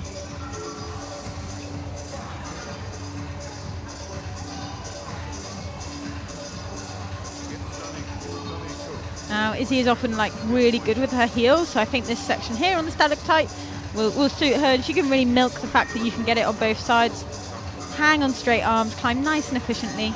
Yeah, climbing that section really smoothly and efficiently. Not missing a trick, really. And we have Daniel entering into this foot first section, which is the theme of this finals. And sorry about the double Izzy. Whoever's on the camera is obviously like, she's doing such a good job, we need to show her twice. And there we go, we've got Daniel back now. And he's manoeuvring very nicely around this section, kind of like taking his time, having bits of shakes, getting that clip in. Izzy is also making her way through this first section. Climbing super smoothly, really using all of those heel hooks. Yeah, and she's taking really a good chill here. Yeah, she looks like she's taking kind of like a lot of weight off her arms there by maximising what she can pull on with her legs. These really like 3D moves are good for that. Yeah, I saw Izzy earlier today and she just seemed really happy to just be in the final, so I'm sure she's just out to have a good time and try and climb her best, and she's doing such a good job so far. Yeah, that move from the under-17 males going on it, like, it's a powerful move, and she did such a deep lock there, and she looks casual getting this clip in, again making the most of those heels, and she's in that crimp. Daniel here fighting his way up through the volumes. Yeah, the holds in this section looking incredibly thin. That looked like a pumpy lock off to do that clip. He's able to get some little shakes between the holds. Izzy gearing up for the big shoulder move. She sticks it. Oh, excellent strong work, Izzy. Come on. Oh, and Daniel just getting his hand. He fumbled a bit. Yeah, well, he got his hand caught by the rope. And Izzy getting spat off as well, just moving away from that donut. Kind of we saw earlier. It's perhaps a slightly smarter move to go right hand first, but still a lovely performance from them both. Yeah, maybe a bit of a bittersweet ending there for Daniel, not really falling off out of being super pumped. More like a technical error, getting his hand caught underneath the rope. That is the problem with all of the, traversey moves and holds on volumes. Like, you've got to be really careful of like which side your hand is on the rope, and we've got a replay now, and I think you'll be able to see it in a second. He looks down and he gears up and it just properly stops him. Yeah, there's just so much to think about on these routes though. Like, every aspect of it kind of like is pretty hard, and it forces you to make good decision making. Just at every point, and be really aware of what's going on, and I guess like being so focused on the actual moves can make that quite difficult at times. Definitely, and I guess because the field is so stacked, the route setters really can't give them any rest, any way of like cheating through a move. They've got to make it hard to split these strong athletes. Absolutely, and with quite a spectrum of kind of like climbing ability as well, it's quite a hard job to see the best be challenged and see maybe the kind of lower in the field still get to do a lot of climbing. Yes, exactly. It's a real fine line, and I think so far the route setters have done a real good job of. Me too. It's been an excellent show so far. I'm having a great time watching it. It's lovely to just get to watch without feeling, stressed because what you put on the wall isn't working. Okay, out next we have Faye McDougall and Jamie Jenkins. Faye hoping to add another medal to her collection after coming third at the British Boulder Championships a couple weekends ago. She also finished third at last year's BLCCs, so can she make it one or potentially two steps better on the podium? And Jamie also, he's been competing for a while now, and on the international circuit, he finished 3rd at a European Lead World Cup this year.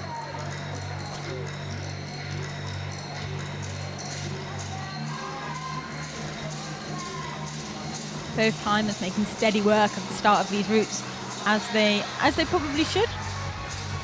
And that's because they are both amazing climbers and amazing athletes. Faye's written down that most of her, all of the climbing moments that she's fond of are boulder moments actually, but here she is doing really well in the lead competitions. Hopefully next year we'll see this on her. Exactly. Her Hopefully list of next year we'll achievements. be able to talk about Faye's shining lead season. And Jamie being pretty decisive here, which is great to see. You really kind of like can't waste any energy or time being indecisive, and he's looking so strong on those campus moves. Pretty chill, hanging on 2 arms with no feet there. Knew what he needed to do and just did it and executed, which was great. Yeah, good clip from Jamie there. Faye able also to go back down and rest for a little bit. Yeah, smart climbing, and Faye just entering into the well, she didn't actually have no feet for very long. She managed to swing them over pretty quickly, which, yeah, great climbing IQ by these two. And a deep look there from Faye. That is just some pure shoulder strength.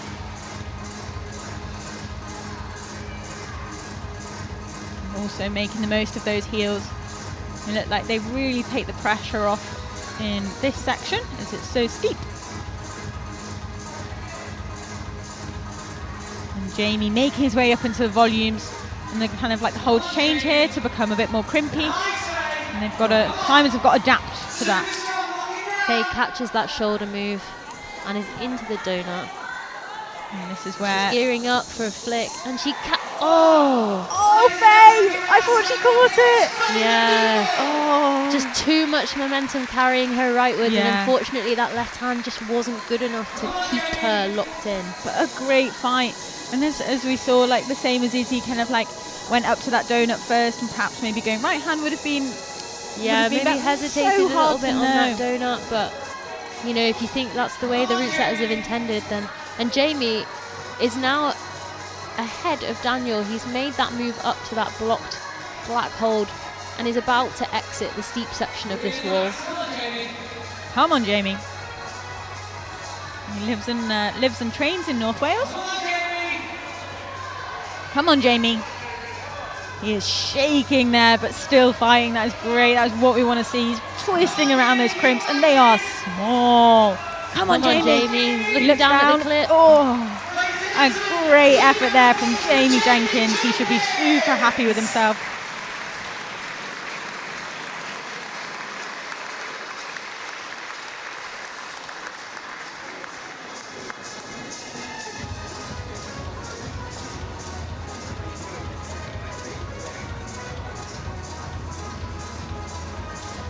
Just see that replay of Faye kind of holding that hold, but then the way that her body turns underneath her just twists her off, which is so unfortunate, because I feel like she had a little bit more left in the tank perhaps.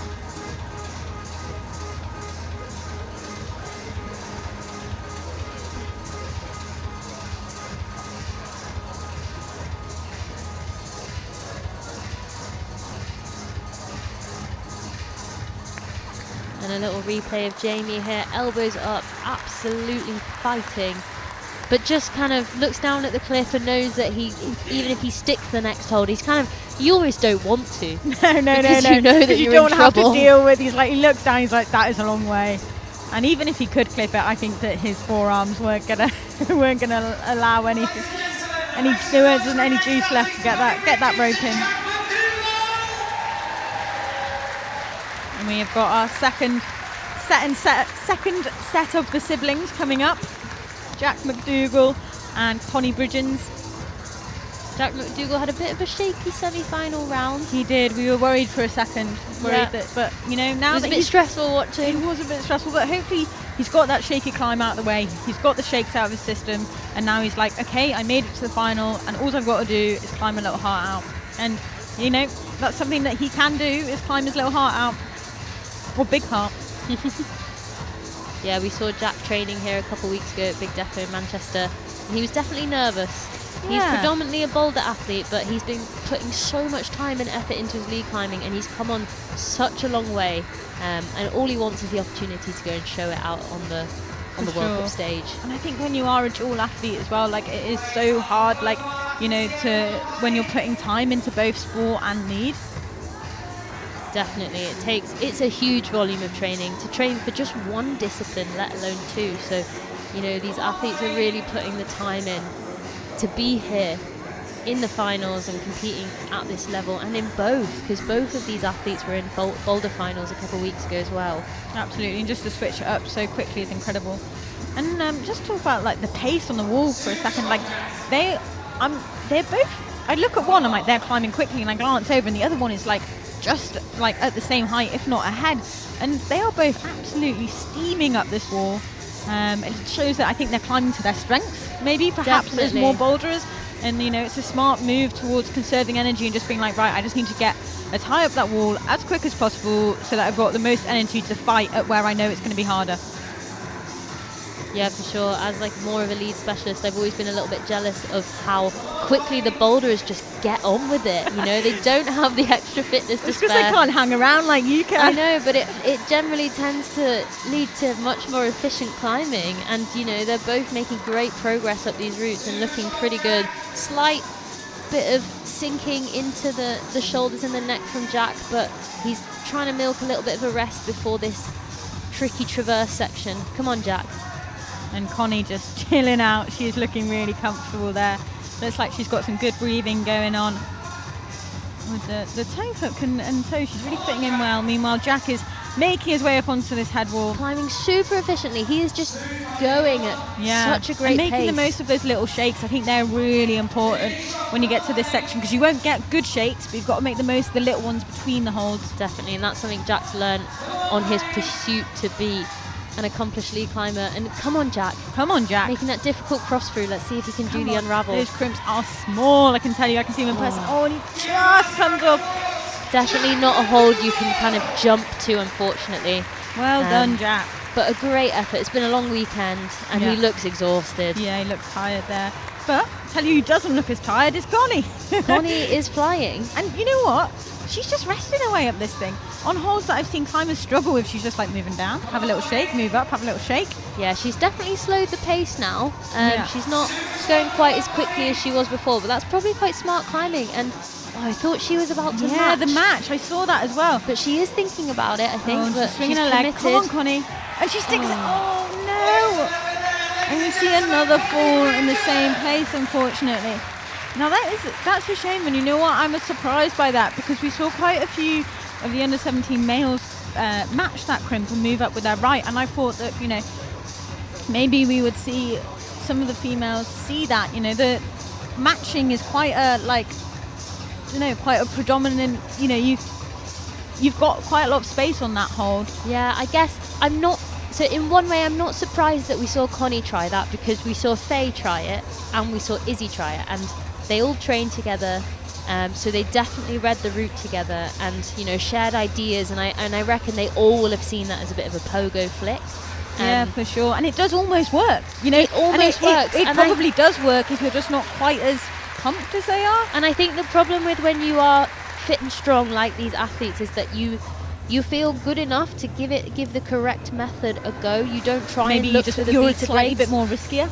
Yeah, and I think maybe with some of the younger male athletes, they touched that purple hold and thought, oh no, I can't hold that. So they looked for a different way, whereas, you know, Connie is a very strong athlete, and she probably went, yeah, I can hold that hold.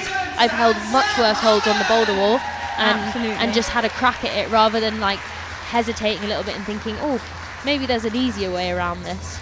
But a great fight from Connie. Pretty sure this is her first senior British lead champs, or second, so she's very, very new to this, and yeah, just great to see her in the finals, and I'm sure we'll see her in many more finals to come. Oh, absolutely. Watch this space. And meanwhile, we've got Zoe pulling on here, and Sam Hammond. Zoe has been a British lead climbing champion as well as a British bouldering champion in the past. And she's gunning for first today. We've spoken to her. Title, yeah. She was second last year. She wants it today. She so let's really just wants see it. what that want does to her climbing. Hopefully we see a really good fight because she trains super hard. I mean, as do all of these athletes. You don't get to this final without putting so much into it. Yeah, Zoe, a really lovely lead climber to watch. She's so strong but also so technical, loving heel hooks, and I'm sure she's going to enjoy this little section here. And Sam also just kind of casually making his way up this section. He's a real strong climber. I think he'll enjoy the physicality of the next section. Swinging the feet across. I mean, that just looks like a fun move, especially with this crowd and it's all lit up. Yeah, definitely a great show here at the depot. Zoe moving relatively quickly. She's not really messing about. I think probably just hasn't come to a section that's proven any real challenge to her yet. So that's really nice to see. I'm hoping Zoe's going to show us what the top of this route looks like again. And will she see this rest here that we've seen quite a few? No, she hasn't. She's moved past. I mean, maybe she just feels good. Maybe she knows that she doesn't quite need it and she's in a nice flow state. She definitely looks pretty relaxed, and I'd say probably a little fresher than the previous athletes, but we know that this section coming up is really difficult, and I wonder if she'll opt for the match method. Meanwhile, Sam also making some really good choices there with good clipping positions to save the energy. Zoe doing the hero move, which is great. She goes up straight. Oh, but it's come back down again. Chalking up. Oh, she almost had us there. I think she's going for it. But she just makes that move look easy. Yeah, she stepped up into that slot, and rather than kind of toe going to the hold, which does give you a lot of momentum to go rightwards, I think it gives you too much momentum rightwards, and then that left hand becomes even more important. But she is absolutely racing up now. And you can hear the crowd. They are cheering her on. They want her to get high. Come on, Zoe.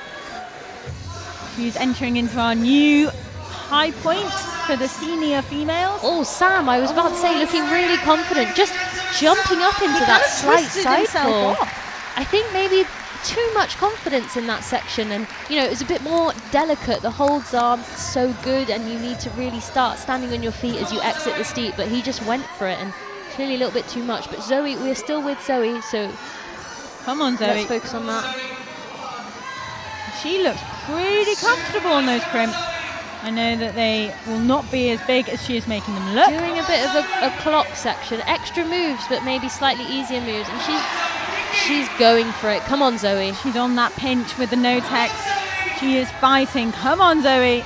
This is the kind of fight we want to see on the lead wall. Come on, Zoe. Making that climp work, even though it must be a really tiring position. Come on, Zoe. Come on. Now a big powerful move to come. Come on, Zoe. Oh, and she makes it work, but just drops it at the last second. But I really hope that she is happy with that performance, because that was brilliant. Yeah, great fight from Zoe. Will it be enough? I'm not sure. Yeah, we will see as we still have 4 climbers to come out.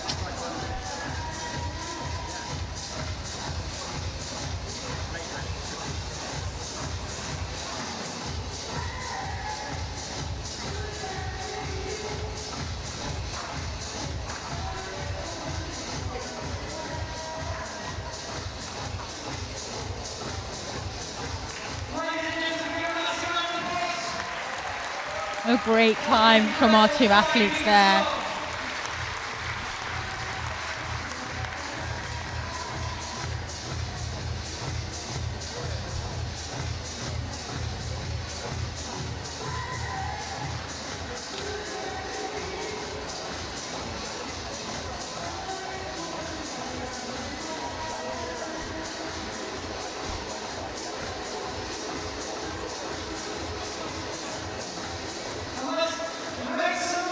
Oh, you can see how close Zoe was to sticking that hold.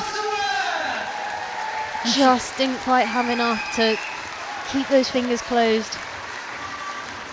And here we have Thea Cameron and Sam Buttersworth.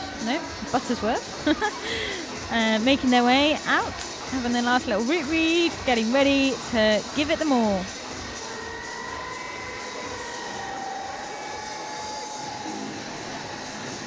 Hannah made 2 Junior European Cup finals last year and semi-finals at the Youth World Championships in China.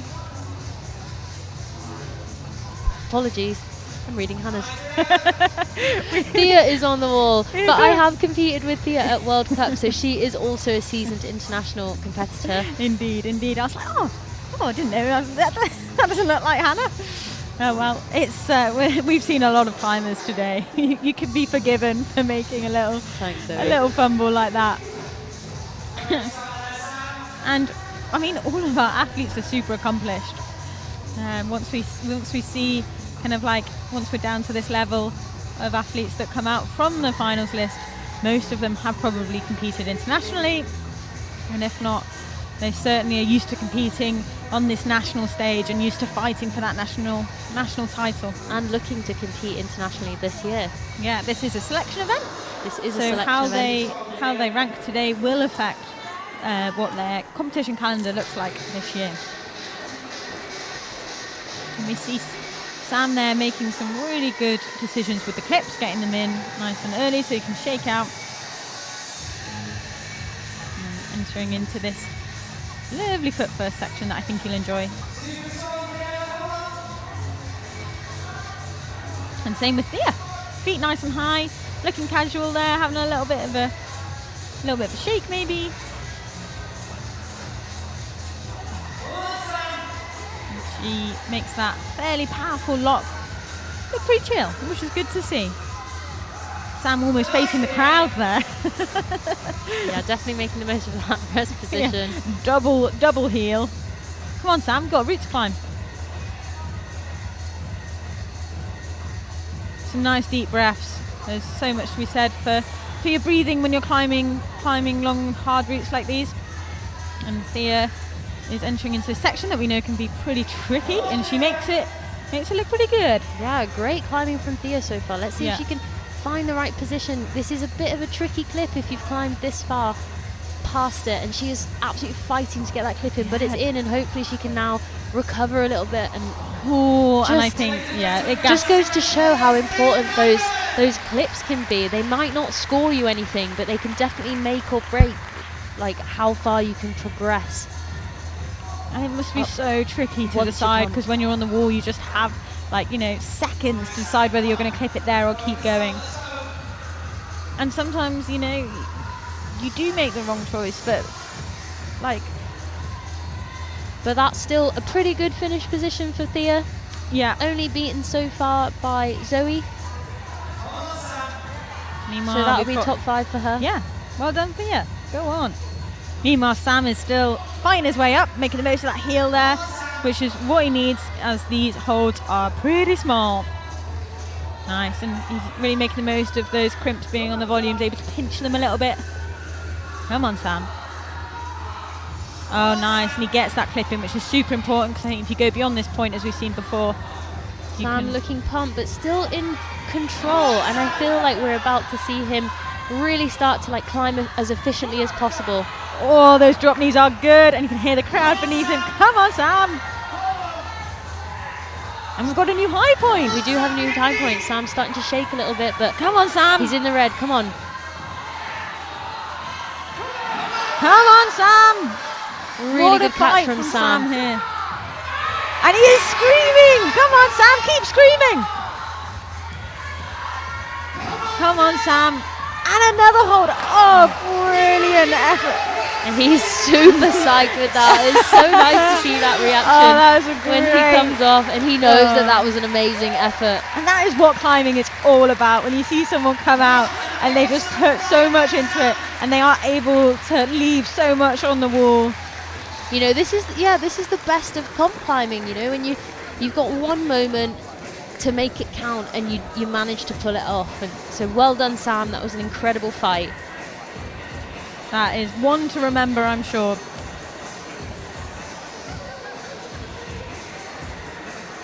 And we're about to have our last 3 competitors from the British League Champs 2025. It's crazy. You blink and these things are over.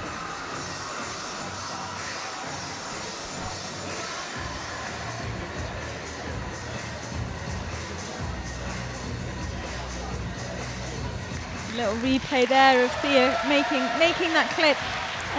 She did make it work, but just totally zapped that right bicep. She was in a full lock, and this is a really steep wall. Yeah, also seeing a replay of where Sam fell on his effort. He just didn't have enough in his forearms to kind of adjust where his feet were, and so he just was out of balance, swooping over for that sloper at the top.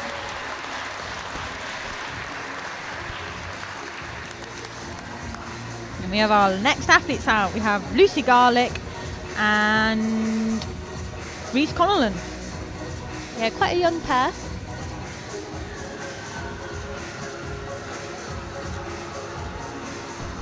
But both relatively experienced. They've both been to quite a lot of European Youth Cups and Internationals, and Lucy has also started competing at World Cups as well.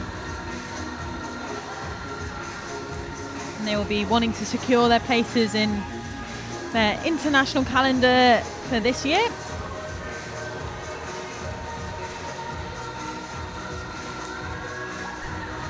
Lucy proving to us that she is a lead climber as well as a brilliant boulderer. Reese finished 5th place at the Youth World Championships in lead last year, so that's an incredible result. To make a final at a World Youth Championships is, yeah, such an amazing achievement. So I think we can expect good things of Reese here on the lead wall. Absolutely, but you know, it's a tough field. It is a tough field. But these athletes, you know, do what they do best and push each other.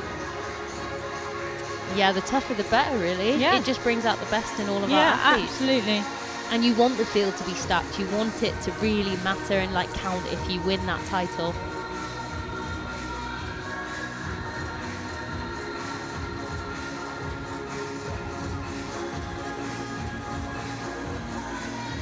Reese there, just giving his hands a little warm up, compose himself, get some blood back to those forearms. And Lucy also looking pretty chilled on those crimps first section. She'll like that. Nice, Lucy. She's looking nice and calm. I'm feeling nice and chill watching her, actually. Yeah. No stress, which is what we like to see. Just keep doing this to the top, please. Going for the more powerful method on this again move to the yellow. Lucy's a super powerful climber, really good at coordination and jumps. And sometimes it's just better to climb things in your style. Absolutely, yeah, play to your strengths. We've seen a lot of that so far. Reese choosing some really nice clipping positions here, really utilising those heel and toe hooks and clipping off of a straight arm, which we love to see. And Lucy has got to the same section where she now needs to make that clip, and she's made it work with the heel, which is great to see. That is, you know, good intuition from her there. We didn't know if that was possible, and she's shown us that it is. I think, yeah, having a bit more space between her and the wall allowed her the space to make that clip, but yeah, just also a little bit too pumped to make that quite long go again move, and it is blocked as well. Yeah, I think you've got to be super accurate, which means having a little bit of more juice than she might have had in that right kind of shoulder and forearm, but I hope she's still really happy with her performance, because yeah, that was great to watch. Meanwhile, Reese is still looking pretty cash. He's having some shakeouts, he's getting through the crimp. Ooh! Starting to struggle a little bit, but that is quite a difficult move. Let's see if he can just keep fighting through this techie section. Oh, he's looking at the clip. Will he clip? No. Oh, and a bit of a... and he's frustrated. Yeah, but still a fantastic effort. I hope he's happy with that. And it looks like a section where you kind of need to really twist in between the feet and between the volumes and get that clip in. We've seen quite a lot of tricky clips today, and I think like that's not unusual. That is definitely part of elite lead climbing. It all has to be tricky, whether that's the climbing, you know, getting onto the route, the moves themselves, the pacing, and of course the clips. There's no room for kind of any chill really anywhere. And it's something that can be maybe hard to train as well, like often on commercial routes, the clips on, you know, if you're commercially route setting and there was a particularly horrible clip, you'd probably get asked to change it. So it is tricky when then in comps suddenly all the clips are really strenuous, and if you don't find the right position, you're probably not going to make it. Yeah, and a lot of these athletes will be training on a spray wall or doing circuits, and so they might not be practicing those uncomfortable positions, or they might just be, you know, doing circuits without set feet and just getting used to sitting on their heels whenever they need to. And so something to think about maybe. But with this facility opening up here in Manchester, hopefully we'll have some great routes like this set from yours truly, maybe. Maybe. And the athletes will get to practice becoming comfortable with discomfort, which is just how I would sum up competitive lead climbing. And just be able to push that kind of like the level of lead climbing in the country. Next up, we have Hannah Kerr, who put in a brilliant effort on the semi-final route. I think she was the I think that was a highlight, a standout performance of the semi-final round. She just was like, kind of like had a brilliant pace and really made a route that quite a few other climbers made hard. Like, she made it look easy. Definitely, and now I can say that Hannah made 2 junior European Cup finals you are last year. correct now, Molly. I'm now correct. Hannah was on the wall. I'm very sorry for you earlier. And semi-finals at World Youth Champs and semi-finals at the European Youth Championships in France last year. So she has been very successful internationally, and it's great to see it also translating into this national competition. Absolutely. And we have Fred Williams. Also a little bit of a dark horse, I'd say. Hannah. Fred. Oh, Fred. No, we've got double dark horse. Yeah. Although saying that, he won the Junior British Bouldering Championships last year. He was second at Junior British Lead Climbing Championships. So, I mean, he's transitioning into the seniors superbly. Yeah, absolutely. Both put in great performances earlier, both obviously qualifying in second, but still just the way they climbed things really made them stand out as such kind of like strong but also clever climbers.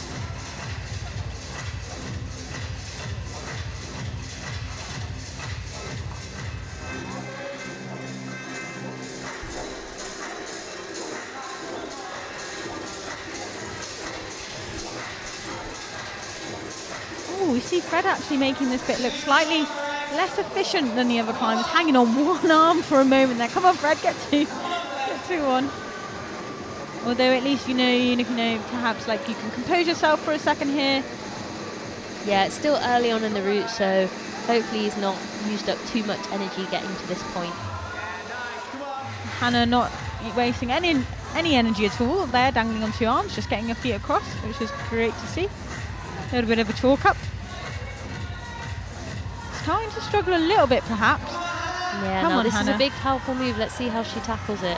I think Heel this on. is the best way. Oh no, when we see her drop there from didn't Hannah. quite have the power to get through that move. Oh, that is a real shame. I feel like she had so much more to give on that route. That high heel, maybe not quite the best to opt for, but meanwhile, We're still with Fred. Yeah, Fred's doing some climbing. He's looking chill, which is great to see. But we all know that it can change quite quickly on this route. Yeah, this route really kicks in as soon as we hit this black section. And Fred is just about to experience that.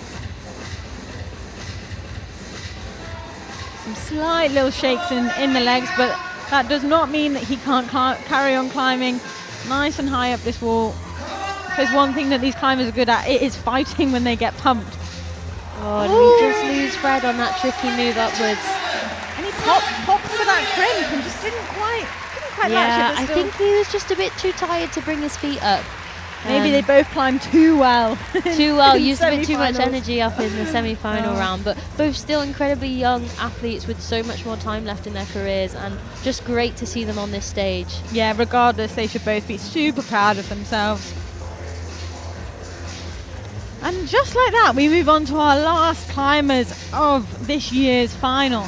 And we've got a couple of big names in the house. Definitely, I think the Double favourites are out. Yeah. Double Olympians, Olympic finalist Erin McNeice and Olympic champion Toby Roberts. And they're going to come out and they're going to show us why they were Olympians.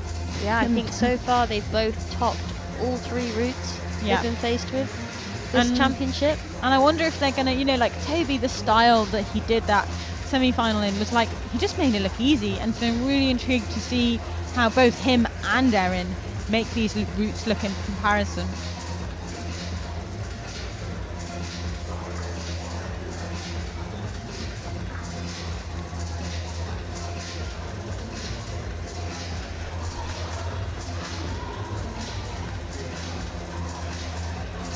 Erin has said that her favourite climbing moment from 2024 was climbing the Olympic finals. And you might be able to hear that these two are The definitely crowd favourites. Erupted for our champions. They might not be champions yet, but they are champions of the hearts of this crowd and just of the climbing community in this country in general.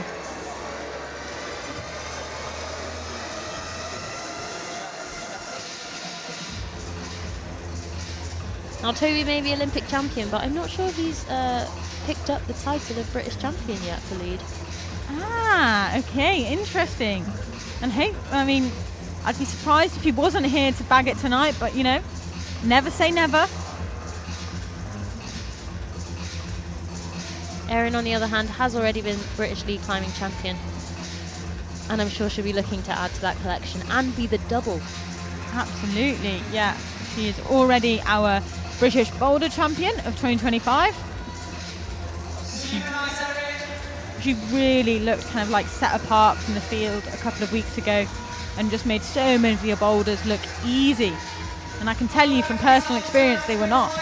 Yeah, she had 4 flashes in the final. Yeah, it was, if I remember correctly. Quite the show. So maybe she'll close out this lead championships with another perfect score. I don't want to jinx it, but I think we're in for a good chance of seeing that again. Looking more relaxed than she did at the beginning of the semi-final route, I'd say, and yeah, just slowly making her way up, having a little look around for the time, I think. She wants to see who's watching. Yeah, only everyone. Yeah, don't worry, Erin, we're all here watching.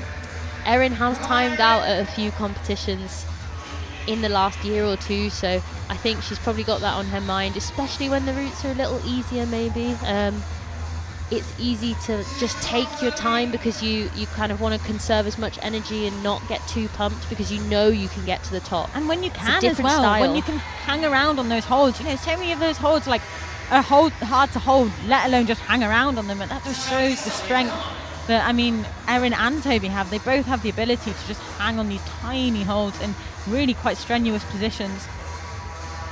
And a cut there from Toby, but I mean, if you can, why not? Yeah, looking very casual. Same for Erin on that little jump shoulder move. Looking good, yeah, in that hero position. And gets that clip in, which we know is a good thing to get done before you enter this potentially like trickier move. I'm sure Erin will have no problem. Oh, very snatchy. And I think that was another case of, yeah, the rope getting in the way, but she got lucky there. And let's hope that that's not, you know, thrown her too much. I'm sure she's already reset. She looks pretty chilled. Yeah, she looks chilled, checking the time again. Toby's making the most of those little shakes between the holds, but also looking fairly chill, riding that heel. We know he's good on a heel. And I think he will like these crimps coming up. Yeah, I think we're about to get into what I would call Toby's style of best style of climbing. That's the head wall. The head wall, yes, to the top. We know he loves a head wall. Look at that, getting that clip in. He just looks so casual. And Erin also looking casual on some crimps there. Having to fight a tiny bit. Yeah, definitely having to try. And she's left her feet quite low, but but it's fine because she can just cut and she doesn't need the feet. And the same from Toby. Come on. Erin definitely looking like she's struggling. I think it's maybe in a little bit of trouble here from Erin. Oh, and she had to fight to hold that, but she is in. Come on, Erin. Come on, Toby. And we're seeing this final move here from Toby. We know that he's got to commit to it. Both climbers have got to commit. Oh! Toby sticks it and Erin just comes off. What a moment for the finals at the British League Championships. But these are our winners. What a show. What a show.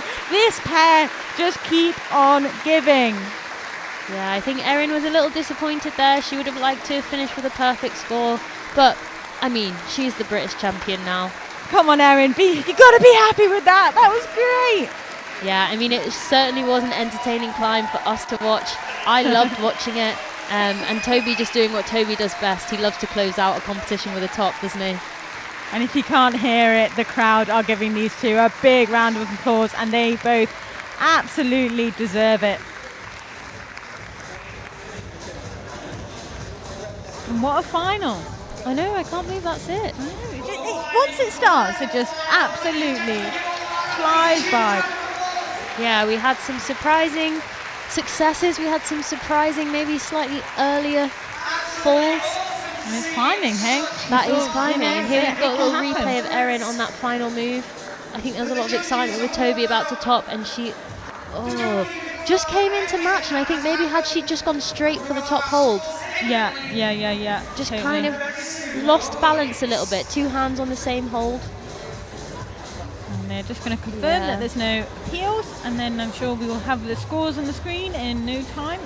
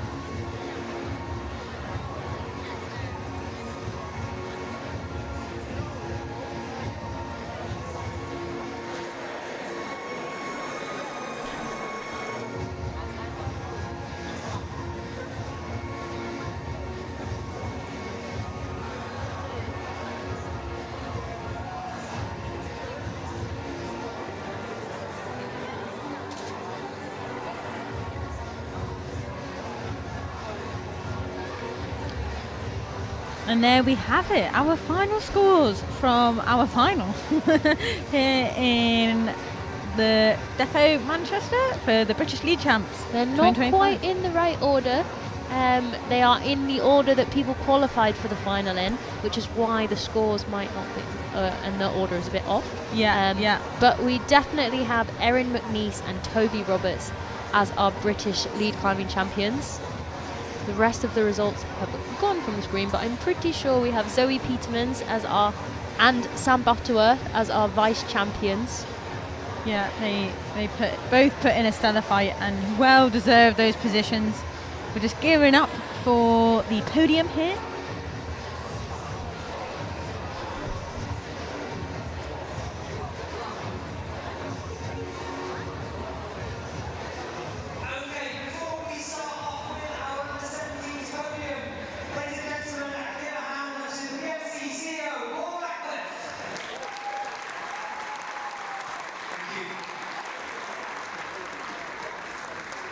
Good evening, everybody. I hope we've had a wonderful, wonderful weekend and enjoyed the finals today. And what a spectacle it's been from all the athletes that have competed. So thank you very, very much for your very, very kind, warm, and brilliant crowd that you've been.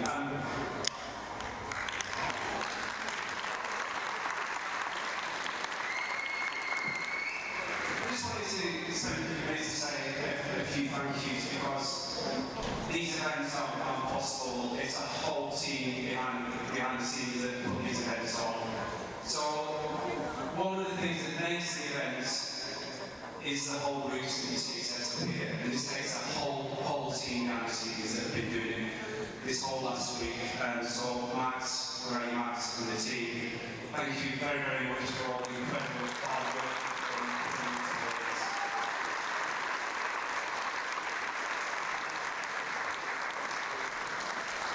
To all the judges, the volunteers, for making this event such a fair event, for all the incredible expertise that goes into the judging, volunteers.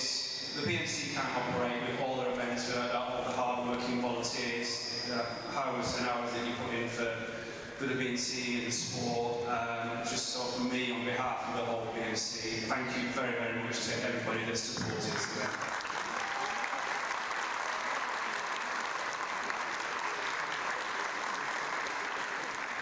Next, to all our partners you see on the wall, from Security, Routesetting, Hotel Plan and Revive, but also to our stakeholders at UK Sport and Sport England. Again, the BMC is fortunate to have partnerships that help and support us, and this event has been a huge event on our calendar as we start to build towards LA 2028. So thank you very, very much to all our partners that have put this event on.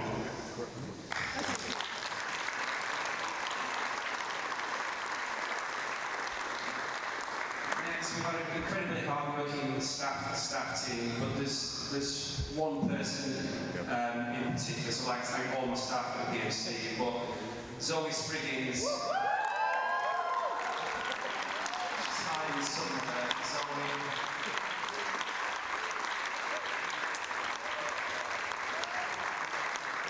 Zoe, thank you very, very much. She helps support all the YCS events, all the national events. She's on the IFSC Europe. She kind of runs the world as well a little bit. So Zoe, thank you very, very much. Behind the scenes, we've had some brilliant coaches that have been working with all the athletes. We've got some incredible coaches within the community and part within our staff that are helping support all the brilliant athletes that you see coming through. And so that brings me to the last and most important people, is the athletes. We're all here today because of all the brilliant athletes that have been on the show. Whether the athletes have won or lost today, they've all put their hearts and souls into preparing for these events. And I just want to give us all a huge, huge round of applause to all the incredible athletes that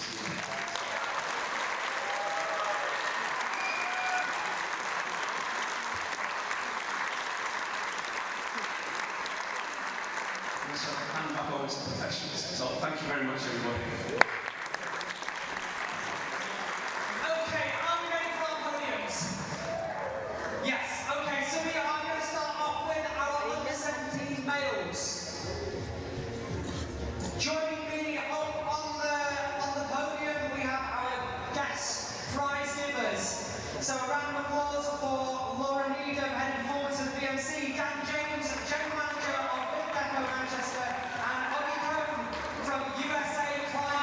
And here we have our final scores of the evening, with our winners, our podium there you can see, and Mia just missing out on third place on countback there, which is unfortunate.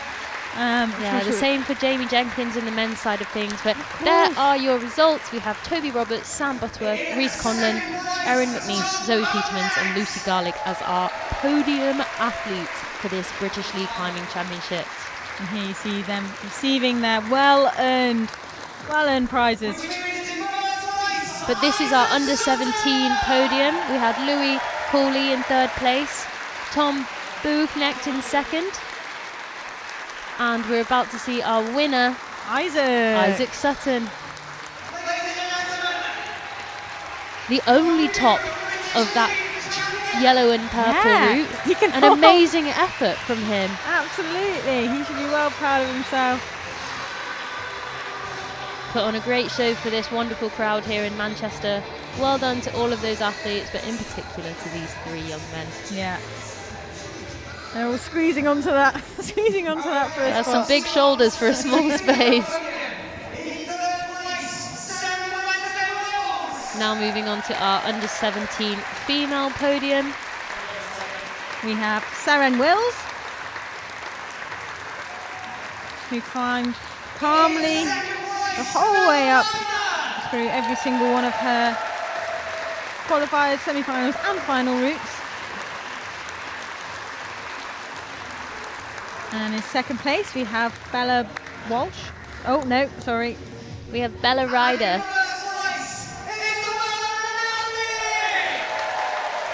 Isabella Rinaldi. As our British League Climbing Champion, she got the double. Go on, Iggy. And she performed amazingly on that route.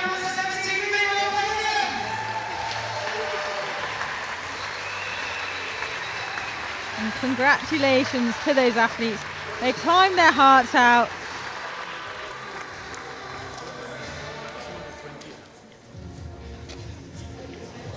And that is our under-17s female podium for 2025.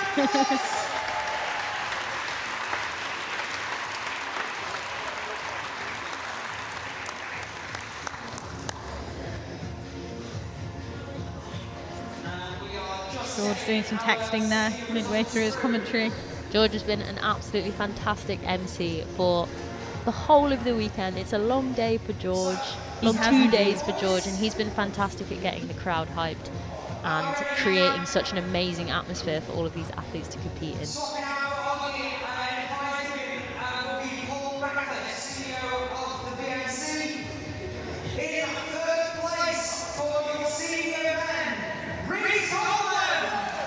So now we have our senior male podium.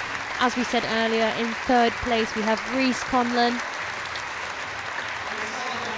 Great effort from this young man. Absolutely. And he looks pretty psyched, which is nice to see. Yeah. That's what we want to see. We want to see lots of climbing and happy athletes. And in second place we have Sam Butterworth, who put in an absolutely insane fight on that final rope. A fight of 2025 for sure. Yeah, screaming his way up. He came real close to Toby, reaching the third to last hold, but our British League climbing champion for 2025 is the Olympic champion, Toby Roberts. He is golden boy. Adding medals to his collection. Absolutely.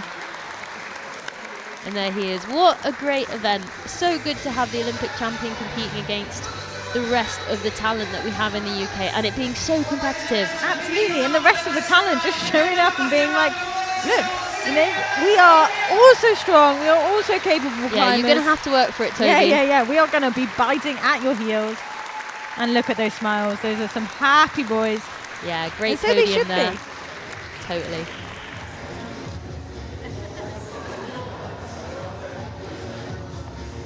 And then they all have to squeeze together. And Toby's going to have a quick interview there with our MC George. It feels really good. I'm happy with how I come from the finals, and just good to be back in a leading position. And we saw a really good fight at the top of that head wall. How did you feel doing that dino right at the top of the wall? It was a little bit sketchy, but I just had to, you all know, so you just got to fully commit, so I'm happy that I was able to just go for it. But I think that's like it. Good, it was full set mode. What's the plan now? Are we heading back out to Spain yet?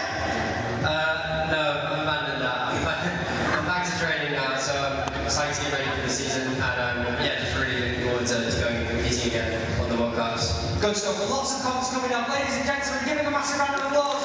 Tony Roberts!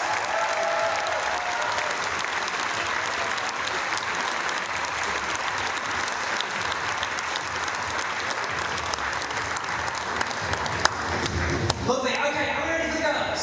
Yes. Fantastic. So let's have a massive round of applause in your third place, Lucy Garlick! And here we have the podium for the just senior women, and Lucy Garlick in third place. In second place, Zoe Peterman! And in second place, we have Zoe Peterman, who put in a stunning effort on that final route. She was very close to Erin. She definitely made Erin work for it as well, and I really hope to see her at some World Cups this year. For sure. And she needs very little introduction. We have our first place with Erin McNeese. So close to topping that final route. Yeah, pretty unstoppable all weekend, really. And what an amazing effort from this podium and all of the other climbers. In this final, semi-finals and qualification, we saw so much, so many try-hards going on. And that is it for the BLCC's 2025. That is a wrap. So I think we'll sign off here. We'll sign off there, yeah. Thank you very much for listening to us chit-chat away on the mic. It's been an absolute pleasure from our part. Yeah, we hope you've enjoyed it as much as we have. It's been such a treat to see these athletes climb so well, and we look forward to next year. Yeah, get training, everyone. Here it comes, 2026. Yeah. Thank you very much, everyone. See you later. Bye. Yeah, didn't really stop training, so just straight back up to it tomorrow, and then Good to see you, and I know that because I've seen Erin have the longest training session I've ever seen anyone do, 8 hours solid non-stop. Well, I can't wait to see you training in the gym for a little bit longer. Ladies and gentlemen, give her a massive round of applause.